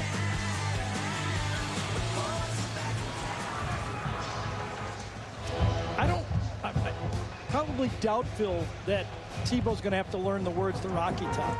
Do you think that? No. Pretty safe? I think he's very safe. Unless we see a comeback of Herculean proportions. 27-0 right now. No indication that the Volunteers have the wherewithal to get back in this thing. Here's Lucas Taylor, right side, the catch from Crompton.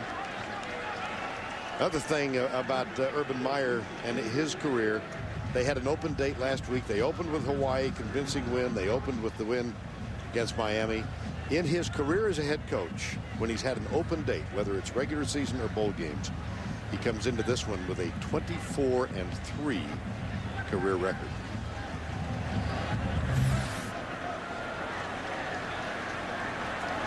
Gerald Jones in the G-gun formation now.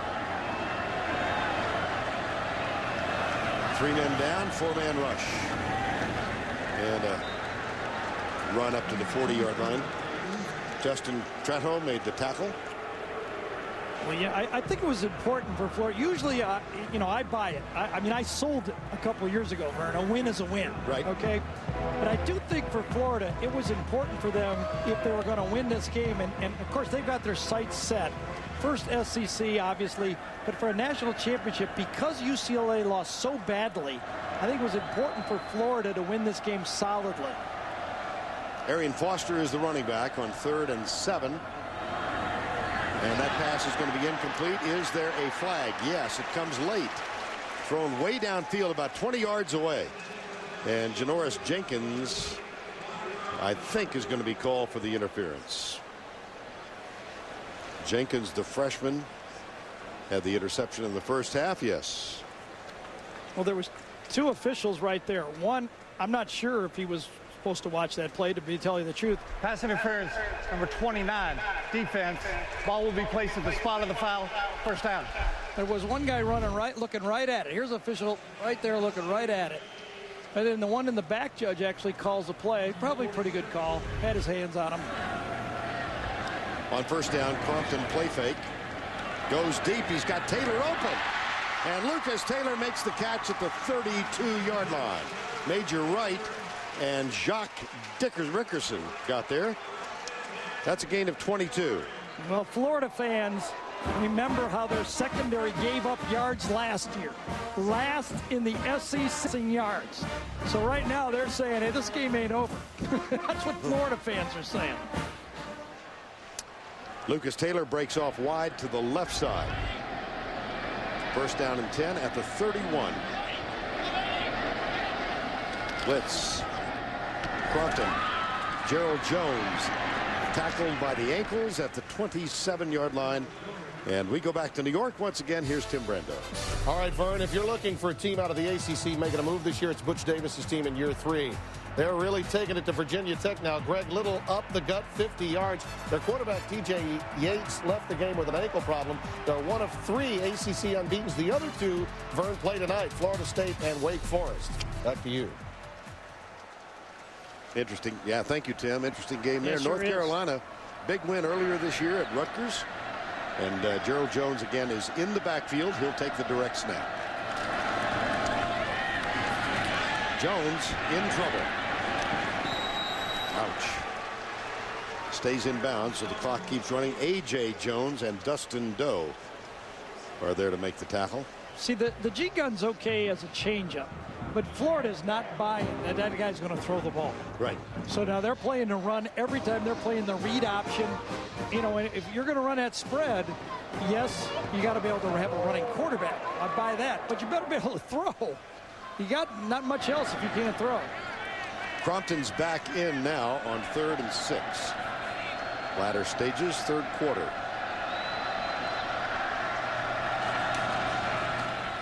Looks left, tucks it. He'll run it. Yep. To the 5th. Oh, my. Joe Hayden met Crompton up high. Crompton held on to the ball, and he got the first down. 12-yard gain. Yeah, there might be a penalty on the end of this one, too. Boy, Jonathan, you got to learn to dodge that guy. He got up in Major Wright's face, but he got up in the face of the wrong guy. Look at that, Joe Hayden.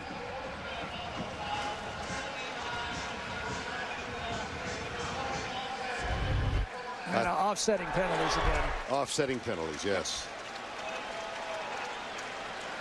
Well, Jonathan, I guess you got to light a spark. You know, I guess you got to try to do something, but it's kind of embarrassing when a corner knocks you down like that.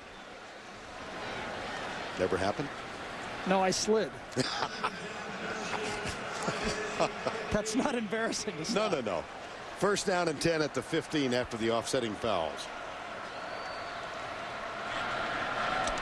Play fake, Crompton. Incomplete, intended for Brandon Warren. Number 1. It'll be second down and 10. Well, you know for sure that Tennessee is sick and tired of hearing about the quit from last year. Yes. So they're going to play this thing all the way to the end. And they're going to, you know, I used to say when we were behind like this, I had a number of speeches over the years because it happened a lot. But so just remember, we all got to watch this thing. Do you want to review? Well, no, I just had a lot of them. You know, okay. A lot of different ones that I could go to. That we're all going to watch this together, and let's not let each other down when we watch this on Sunday or Monday. Second down from the 15. Crompton, handoff Arian Foster going left. Scott. Holding there. Yeah, it looked like it. I didn't call it, but it looked like it. No hanky on the ground. Nope. Janoris Jenkins, number 29, has been a very active defender today. Kind of strung out. Let's watch the left side. Number 78, Ramon Foster. Let's see if he grabs. Oh, yeah, big time grab. I saw it from 150 yards away. Grabbed the shoulder. Foster should have been called. 3rd and 6. 27-0, final 30 seconds, third quarter. Arian Foster is the running back. 3 men wide, 2 to the right. Crompton inside the 5. Touchdown. Yep. Luke Stocker, number 88.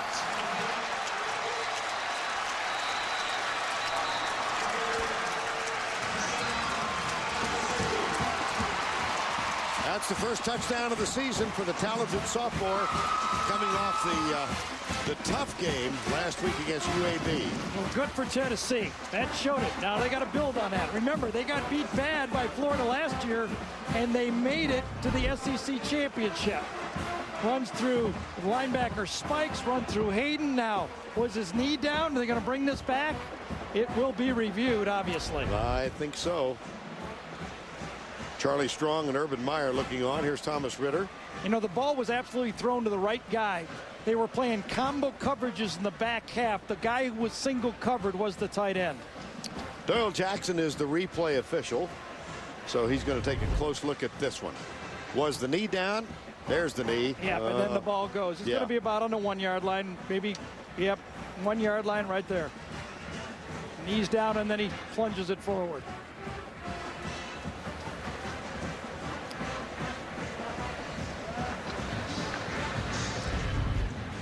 Luke Stocker, sophomore from Berea, Kentucky. And will it be called back, overturned?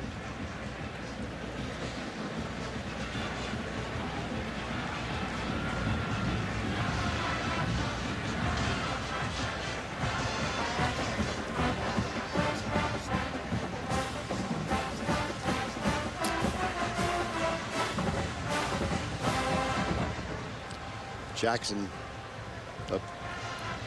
takes one more look at it, as will we. Pretty clear, don't you think, Garrett? I think so. Yeah. Right about the 1.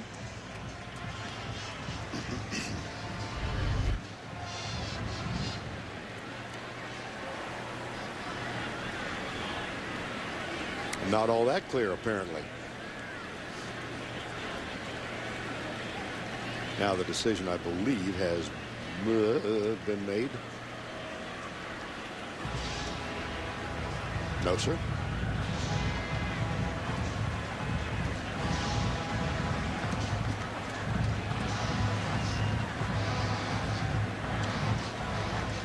Well, the SEC officiating crew and the replay official Doyle Jackson upstairs, they use our replays, and we've given you absolutely our best look at it. Right. I know I'm supposed to talk here, but I really don't have anything to say. I gave my best analysis already. I'm just going to just sit and wait now. Kind of on record that it's at the 1, right? Now Ritter's calling for another of the officials. Mm-hmm. This doesn't look good. Okay, we'll take another look. Right there, knees down, ball's not, what, 1, maybe 3/4 yard line? You know, I think if the replay official needed to see that, might want to. Time for the old eyeglasses, It huh? has been determined that the runner was down prior to the ball breaking the plane. It will be first down at the 3/4 yard line. First down. You don't need glasses. Well, I kind of do, but to read, not from that far away, I'll tell you that. Well, whatever. Got it right. Yep.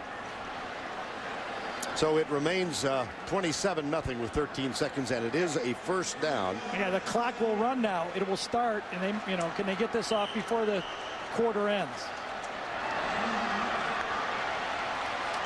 Might not. 5 seconds to go.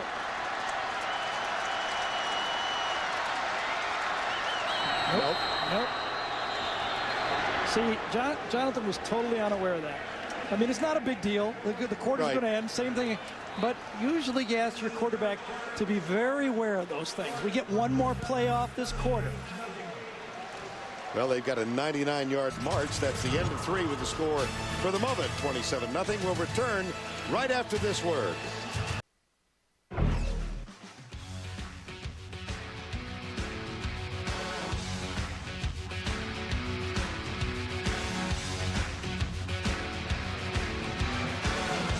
Welcome back to Neyland Stadium in Knoxville.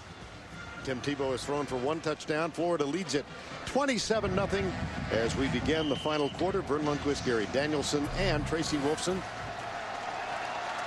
Will they sneak it? Yeah, they will. Don't believe he got in.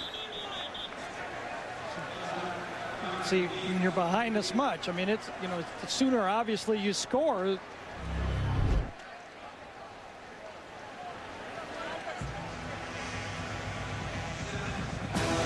Second. I don't think he did he? No.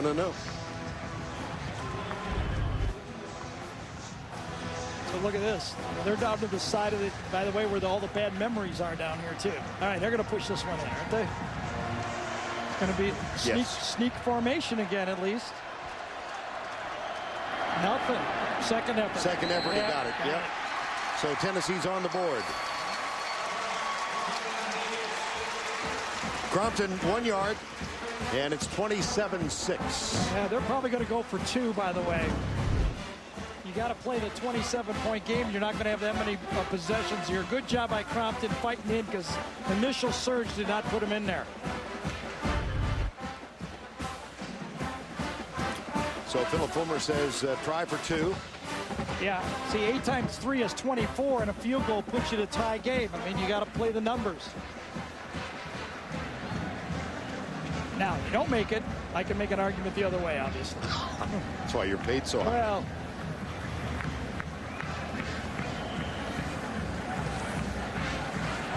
(27-6). Crompton, the quarterback. Gerald Jones is wide to the right. Taylor wide left. And Crompton is under center.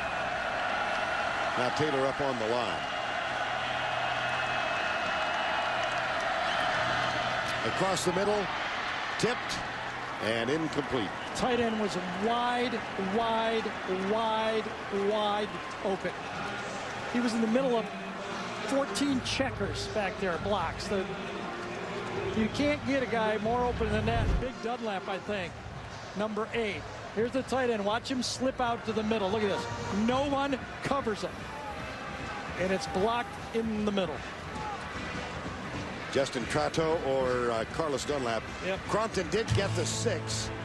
So we go to commercial with the score 27-6.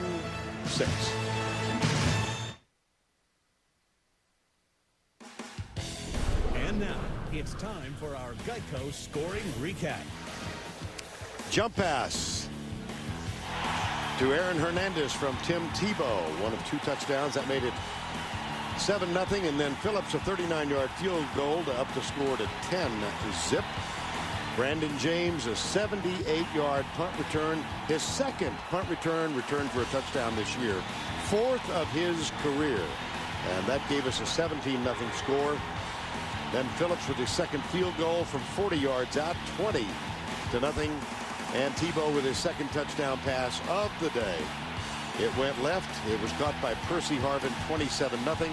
And just moments ago, the quarterback sneak from Jonathan Crompton to try for 2, no good. And so that brings us to our score of 27-6. Florida leading by 21 points. Brandon James is back to return the kick now.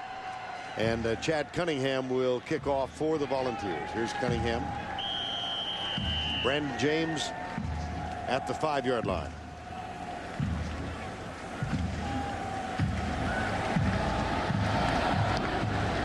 Very short. Pops it up. Squib kick is taken. And they come to the right. And so Florida gets it back. They don't have much offense in this game so far. Gary, 156 yards that they're up 27-6.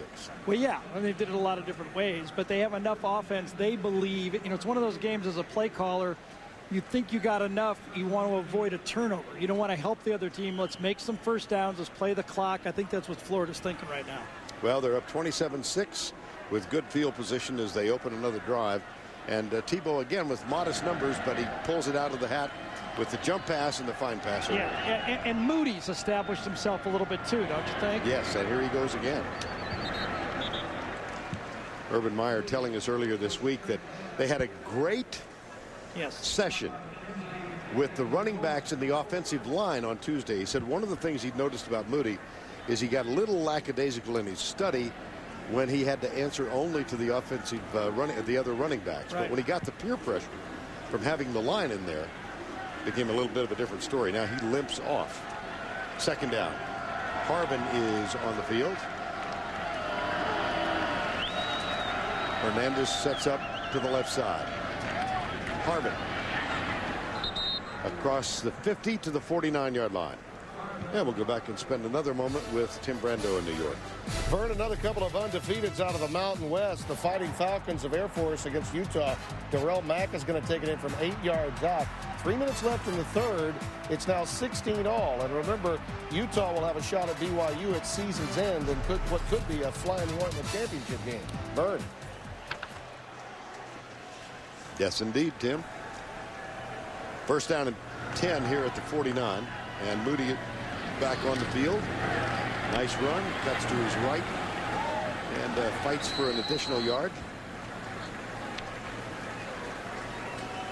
Well, the Florida Gators top 10 team. 5 teams ranked in the AP top 10 for the first time in conference history. And here's the list. Southern California on top, followed by Oklahoma. Both have off weeks. Georgia out west tonight at Arizona State. Then Florida convincing so far. Missouri won today. LSU at Auburn tonight. And then down Alabama defeated Arkansas 49-14. Remember when we were doing that 6 number? Yeah. How about Tennessee being the 6th ranked team maybe in the conference? That doesn't go over very well either. No. This is Chris Rainey, number 3, his first carry of the ball game. Rico McCoy. Now here goes back to 6. Yeah. The 6 guys who run. He's one of them. 4.4 or less. Rainey's explosive. We haven't even seen what he can do out of Lakeland High School in Florida. He's a blur. Jeff Demps, their true freshman, high school sprinter, actually a track champion, is a blur. And Rainey says, I can run with him. One of Urban Meyer's stated goals is to become the fastest team in Division I, and they're close. Put your camera on 15 here, isn't it? I would think so. 3rd and 1. There's 15. And that's another first down.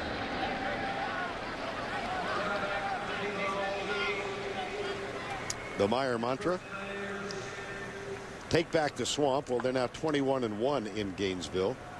Dominate the big three. They've got a combined 8-1 record against Tennessee, Georgia, and Florida State, and then fast. Yeah. And, you know, he comes from, you know, that tree, the Lou Holtz tree. And you know, you can't argue with it. That kicking game is so important, and play your best players on the punt team. It's a huge play. It's a 40-yard play. Every time there's punt, there's a 40-yard play one way. So if you put your best players out there, you can steal yardage. Here's the first thing that's gone wrong today, and Tebow, ever present. Yeah. He's talking to Dan Mullen, who's upstairs, the offensive coordinator, calls the plays for Urban. Matt Moody is still on the field. And it's first down and 10 with 11:07 to go.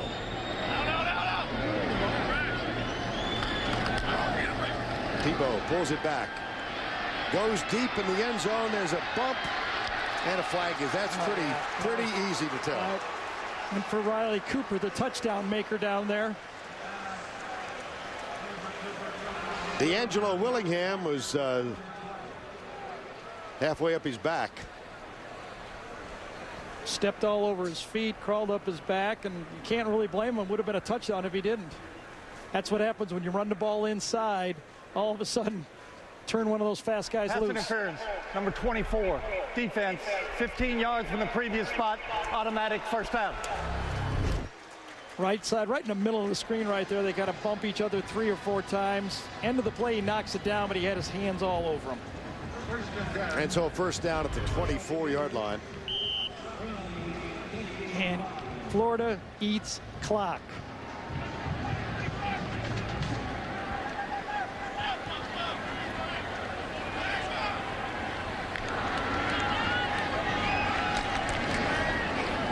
Tebow. Moody. You just can't have better news than Moody emerging and for Florida. Now let's go back to the studio for this Liberty Mutual update. Once again, here's Tim. All right, Vern, hokey high. The boys from BPI have scored a couple of quick touchdowns. This time it's Kenny Lewis scoring from 11 yards out. The game is tied at 17. North Carolina has Mike Paulus, brother of Greg, in at quarterback for the injured T.J. Yates. Back to you. All right, thank you, Tim. You know, we talked about Tennessee's offensive line having experience. All 5 starters return for Florida, including Troutwine, who did not start last year, but he was a starter in 06. Troutwine missed last year with an injury. Here's the pass. Unnecessary. Incomplete. And a little jawing going on here at the 17-yard line. That's one of the Pouncey twins, Mike Pouncey, number 55. I think that DeMonte Bolden was blocked by 2 players to the outside, and they went through the whistle, and Bolden was a little upset. I think that's a pretty good play by Robert Ayers on Tebow, but I just don't know why. No need to force that ball. Florida has not turned over the ball this season. Right now, field goal is huge. Time off the clock is huge. They don't need to stick it in. And official on the near side stops the clock. Yeah, the timeout by Florida. Yep. 10:18 remaining. Well, it's not a perfect afternoon.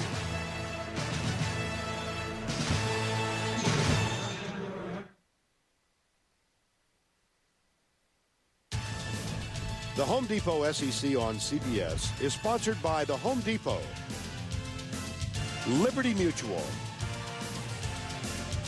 Budweiser American Ale, and by Chick-fil-A.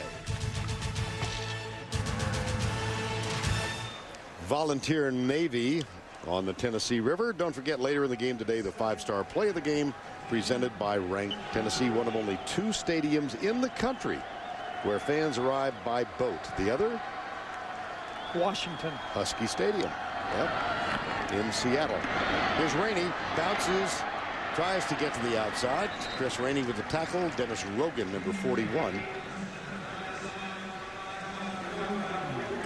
Shout out to my daughter living out in Everett, Washington. My old hometown. I know that. I'm not quite Jim Nance. I don't have that many hometowns, but I got a couple. Don't get to see her as often as I like, but she's out there. She's not doing that. I think they may be among those who are heading out of here, going home. 3rd and 5.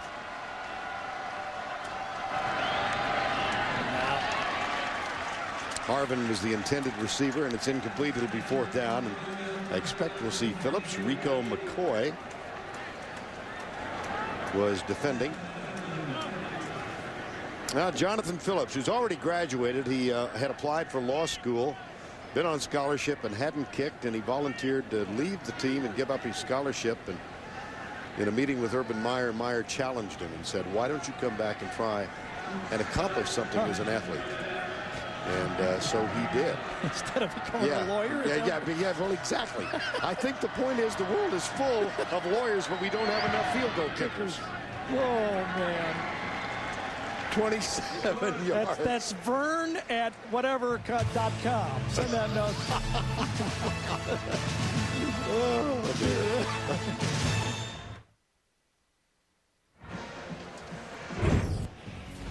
Tim Tebow might have completed his work for the day. He's had a pretty effective afternoon. Yeah, he's not. It's not the spectacular, but I think it's if you're a Gator fan, it's very good news because you've got other people emerging. You've got an offensive line that's blocking now in the run game. Tebow's going to make his plays when he has to, but now you've got a run game. Now you got a better defense, it looks like to me, and Moody, the running back. Boy, that's good news if you're a Gator fan. Now he's listed as the 4th string running back. Here's the kickoff, and it is taken by Rogan inside the 10. He's out near the 25-yard line, and the tackle is made by Jock Rickerson. Well, the Bengals are off to a bad start. How did it happen, and how do they fix it? Boomer gets the lowdown from Carson Palmer.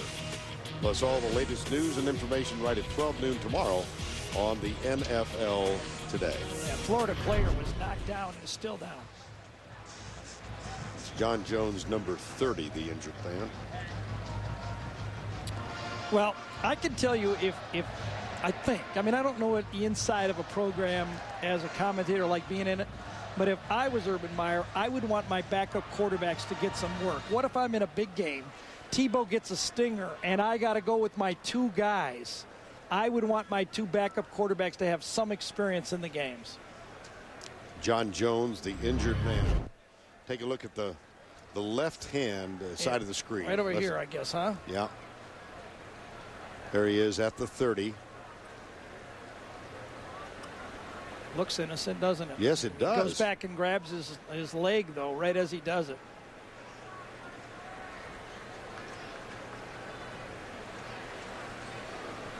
Ground level view of the injury. This is John Jones, number 30.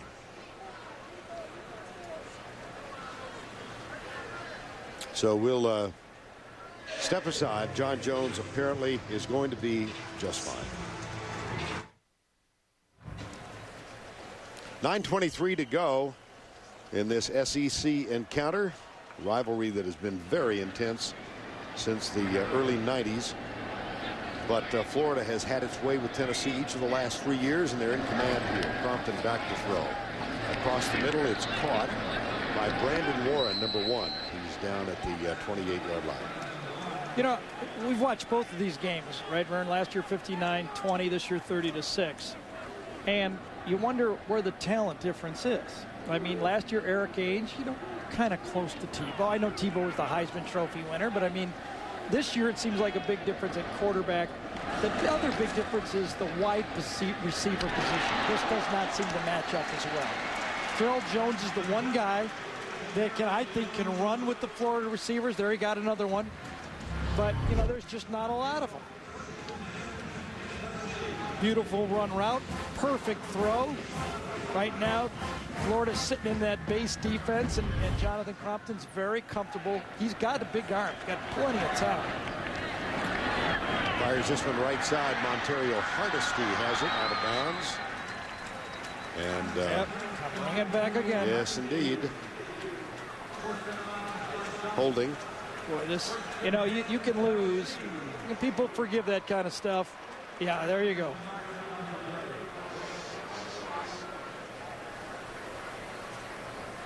But when you self-destruct in the UCLA game and now this Florida game. Holding, number 50 offense, 10-yard penalty. Josh McNeil, the center, called for this one. Yeah, there's going to be rumbling among them. Well, there was last year, too. Remember when they got beat down, was it by Alabama or Georgia? Which one? Alabama? Yes. And they won their last 5 games and went to the SEC championship. So, they got to fight through it. Crompton completes it out on the right side. Well, Tennessee's schedule, we'll see them again next week down in Auburn. They opened at UCLA. They were in control of that game until the last 10 minutes and wound up losing in overtime. One at home against UAB. They're trailing in this one. They've got Northern Illinois here, then at Georgia. A big game with Mississippi State and Alabama. Second down at 17. Crompton back. Hit. Fires it nice as play. it's going down. Yeah, yes. Nice play. That's Arian Foster who made the grab. And that's a gain of 15. And Major Wright, number 21, made the tackle. Joe Hayden lost a shoe. The one thing that sticks out to me for Florida, however, from their 2006 national championship team is, besides Jermaine Cunningham right there, they do not have that bevy of defensive linemen that just attacked everybody in this conference.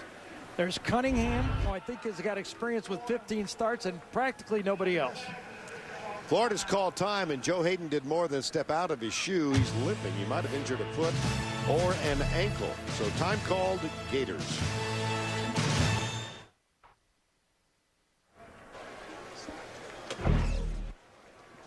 And now it's time for the 5-star play of the game presented by Wrangler. With the call, here's Mick Huber of the Florida Gator Radio Network. James running up, making the catch, and James to the 25. James breaks a tackle at the 27, gets to the 30. James to the 35. James to the 40. James to the 50. And there goes James at the 30. There goes James. James will go all the way for another punt return touchdown against Tennessee. He's done it again. Oh, my. Brandon James has taken another one to the checkerboard. Mick Huber with the call. Brandon James with his 4th punt return for a touchdown. A brilliant outing. He's off to a great start this season. Yeah, he, you know what? When to have a punt returner, you'd love explosive, but you have to have dependable. When you get dependable and explosive, you've got a great punt return. 2 running backs on either side of Crompton now on 3rd down and 2.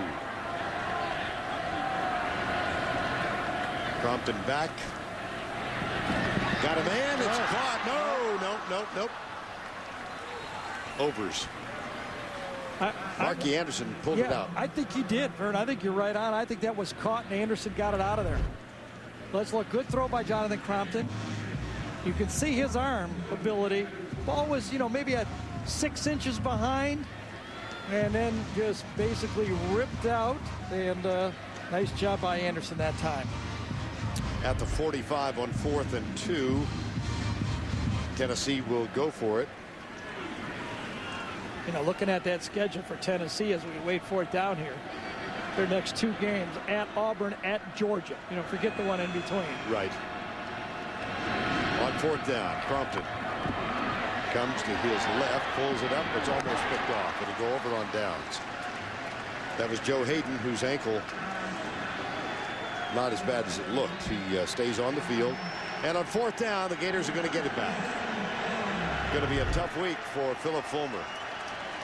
Now, either the Florida fans, again, very poorly thrown. Usually when you're running to the left and you're throwing to a player who's also going to your left, it's hard to throw behind him. And it really is. Now, will we see Tebow or will we see some of the backups? We will see Tebow at least on this series. If he runs the ball and gets hit, I may come down out of the booth or go into Dan Mullins. What do you think? Would it be justified? I think it would be. Okay. And I'd pay to watch the confrontation. 7:14 to go. The clock running, and the Gators will try and use as much of it as possible. Now Red Lobster presents today's scholar athlete, Adam Myers-White of the Tennessee Volunteers, a 3.1 grade point average. 3 straight SEC academic honor rolls. Red Lobster's commitment to the investment of our future is shown by donating $1,000 to the University of Tennessee's General Scholarship Fund.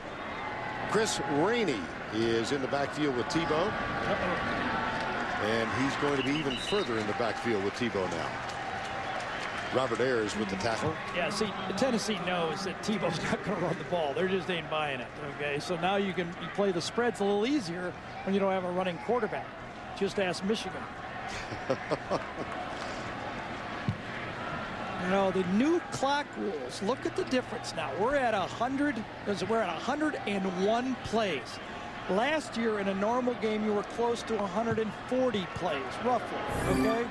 This is going to be a decline of almost 10 to 13% of plays over the whole season. That's good news for Florida, and I'll tell you why. 3rd and 10. Here's Tebow back to throw, gets a momentary good block, and it's caught for a first down at the 32-yard line. Yep. Lewis Murphy, number 9, in front of Brent Vinson, number 13. That's a gain of 20 on 3rd down and 10. Now, I think they still need some tweaking on these new rules. I think that's taking too many plays out of it. But if I was Florida, I'd be happy about it, because the less total plays, the more times you can use Tebow. In essence, Florida has 1 less game this year than last year, so that's less hits for Tebow. He has a bigger impact on the game, or the season. Now, let's put it that way. A bigger impact on the season. Time has been called. Yeah, they might review that, huh?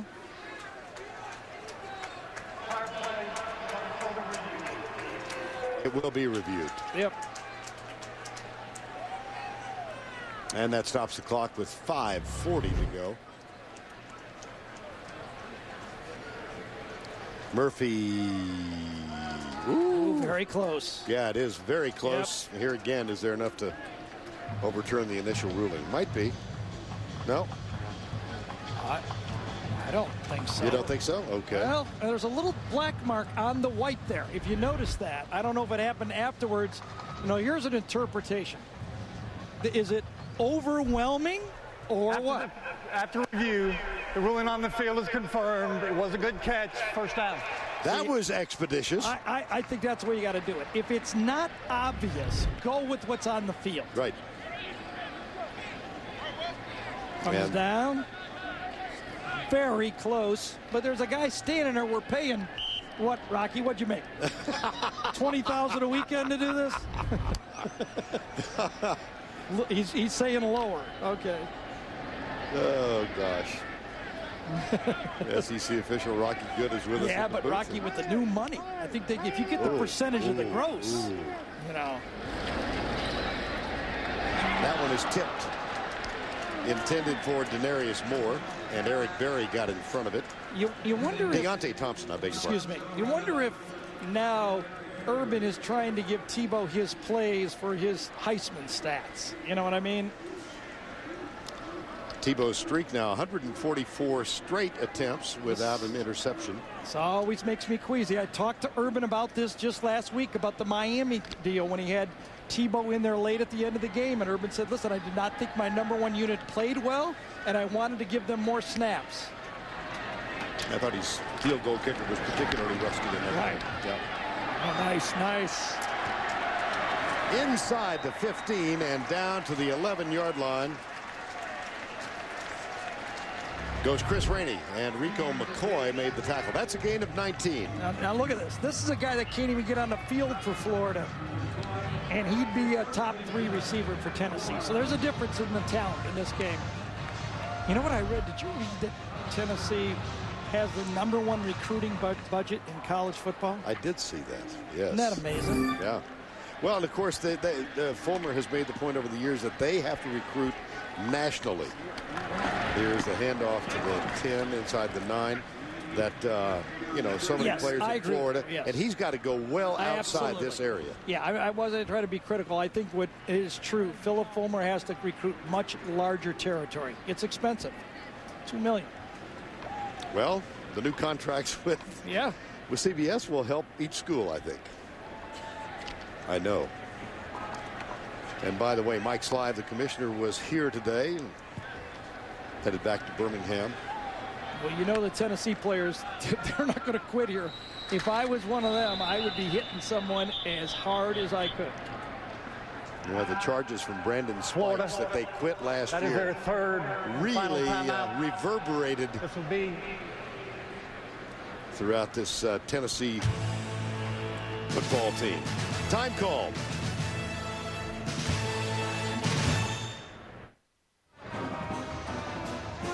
Well, Neyland Stadium's taken on a semi-empty look as we await the TIAA Craft College Football Today program, and time will permit. Florida's going to win this one big. They currently lead 30-6. They've got Ole Miss, and then Arkansas, LSU. Coming down there, yeah. Right. You know what? I predicted at the beginning of the game, Vern, that each team would have the ball 8 possessions. It looks like, you know, there might be a 9th, but it's 8-8 right now, and basically the game's over. That's down considerably from last year when each team had 11 or 12 possessions. Second down. Rainey tries to bounce it outside. Nice pursuit. And he's tackled by Demetrius Morley, number 7. Let's take a look at this Gator schedule now. Carl Moore gets into a little conversation. They beat Hawaii. They won against Miami.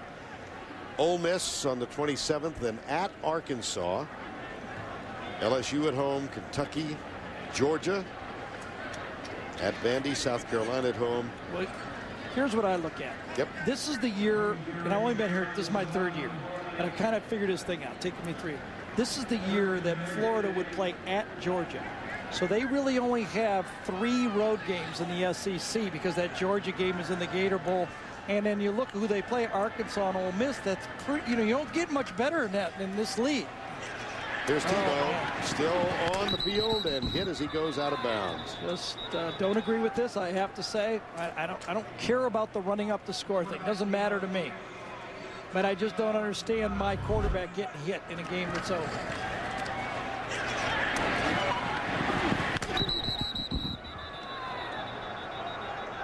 I beg your pardon. I'm sorry. Are you okay? Man. I'm surprised he didn't stop for a picture there. 4th and 4. This is a tough one. You know, whether you kick a field goal or whether you go for it, you could be accused of running it up either way. Absolutely. But with 15 in the game,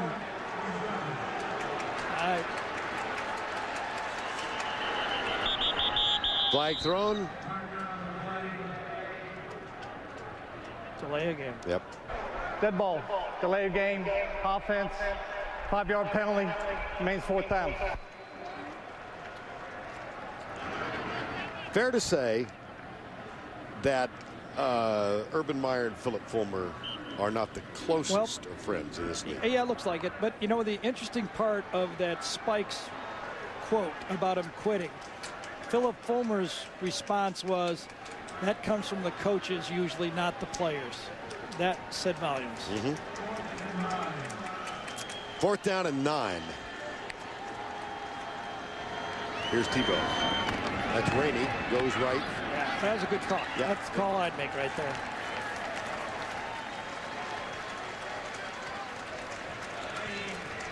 Well, the two men met at pregame. That passes for a fairly extensive conversation between the two. Well, you know, I mean, they don't have beach houses together anywhere, but, you know, that's pretty cordial. Yeah. Absolutely. Well, Urban Meyer has a quarterback, and now he's building more weapons around him. He's no way, anyway, Tim Tebow gets the stats he had last year. Not even going to be close. But the offense might be more dominant than last year. Crompton hands it off to Arian Foster. And let's go down to Tracy Wolfson for more on the coach of Florida.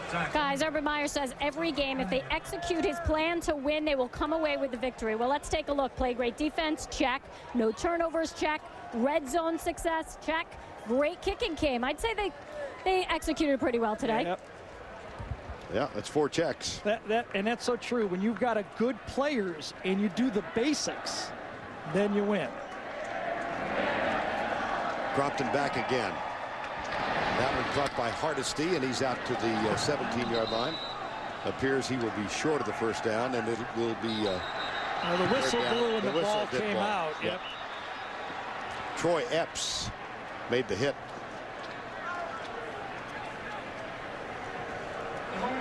So where does Tennessee go from here? Well, you know, we somewhat counted them out last year. Remember that after that game, most people who saw that 59-point game by Florida said, where will Tennessee go? They came and played in the SEC championship. Can Fulmer do it again? Well, the Vols are going to drop to 1-2, 0-1 in conference play. And they still got to go to Georgia. Florida takes a big step. Back in the 90s, Steve Spurrier handed Philip Fulmer and the Volunteers 5 consecutive losses in the series. And Urban Meyer is going to become the first coach for the Gators since then to win 4 in a row against Philip Fulmer. You know what's tough for Philip Fulmer, Vern, is I don't know, and nothing disparaging about anybody. I don't know if Tennessee beats Ole Miss or Vanderbilt or anybody today. They let alone Florida. That's how badly they played in this football game. Chad Cunningham is on to punt. Had one returned earlier. This one is very short. See what kind of bounce he gets. He doesn't get any. It goes out of bounds and will be marked at the 49-yard line. 32-yard punt for Cunningham, who's playing the first 5 games of the year because Britton Colquitt suspended 4 or 5 games because of an alcohol-related incident, actually driving under the influence. And that's 2 out of 3 games that the punter, one time he goes somewhat the wrong way to get that punt blocked in that game. And now today he punts somewhat a short punt that not really, it wasn't his fault on this one. But 2 games, the punt team has cost Tennessee. Look who's putting the helmet back on. Yep. Well, surely he'll take a knee. Tebow will go the distance today. And they're going into the victory formation, so he will take the knee.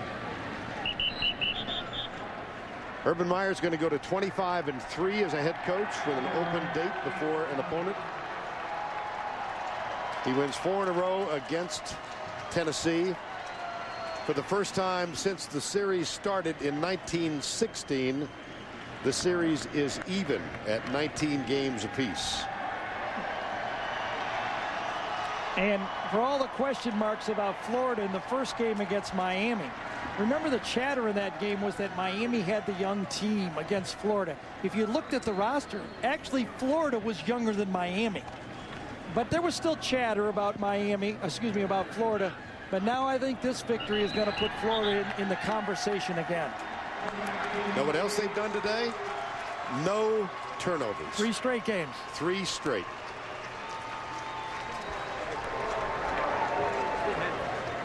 A little perfunctory handshake at midfield. That was a Bill Belichick shake. There's no doubt about that. It was indeed. Tebow leads his team to victory. Brandon James had a great day on special teams with a punt return and a couple of fine kickoff returns. And Brandon James is the DirecTV player of the game. 92 punt return yards, 1 for a touchdown, 52 on kick returns. His 4th punt return for a touchdown, 2nd against Tennessee, and he's with Tracy Wolfson. That's right. Special teams huge today. Brandon James, punt return for a touchdown to really get it all started. Tell us how he got it done. We just came out and we've been working on it all week. We had a great scheme set up. But, my guys did a great job blocking. I just caught the ball, made a couple guys miss, and took it in. You got to talk about the 2 returns, though. It was a good job blocking. All week we work on those kind of things, and the guys out there, they put so much pressure on me, so I just try to live up to the expectations and make a big play. What does a solid win like this mean for the team on the road against Tennessee, a rival?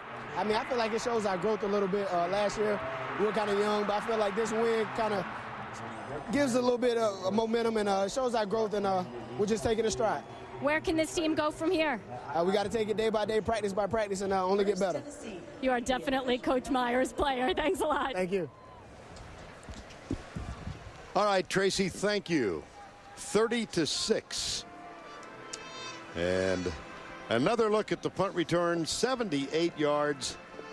As Gary noted during one of the replays, one of his sidekick to the touchdown was Percy Harvin. Florida wins it big. They controlled from the very beginning of this ball game. And so from Neyland Stadium, for Tracy Wolfson and Gary Danielson, I'm Vern Lundquist. Tim Brando is going to be along with the TIAA Cref postgame show shortly.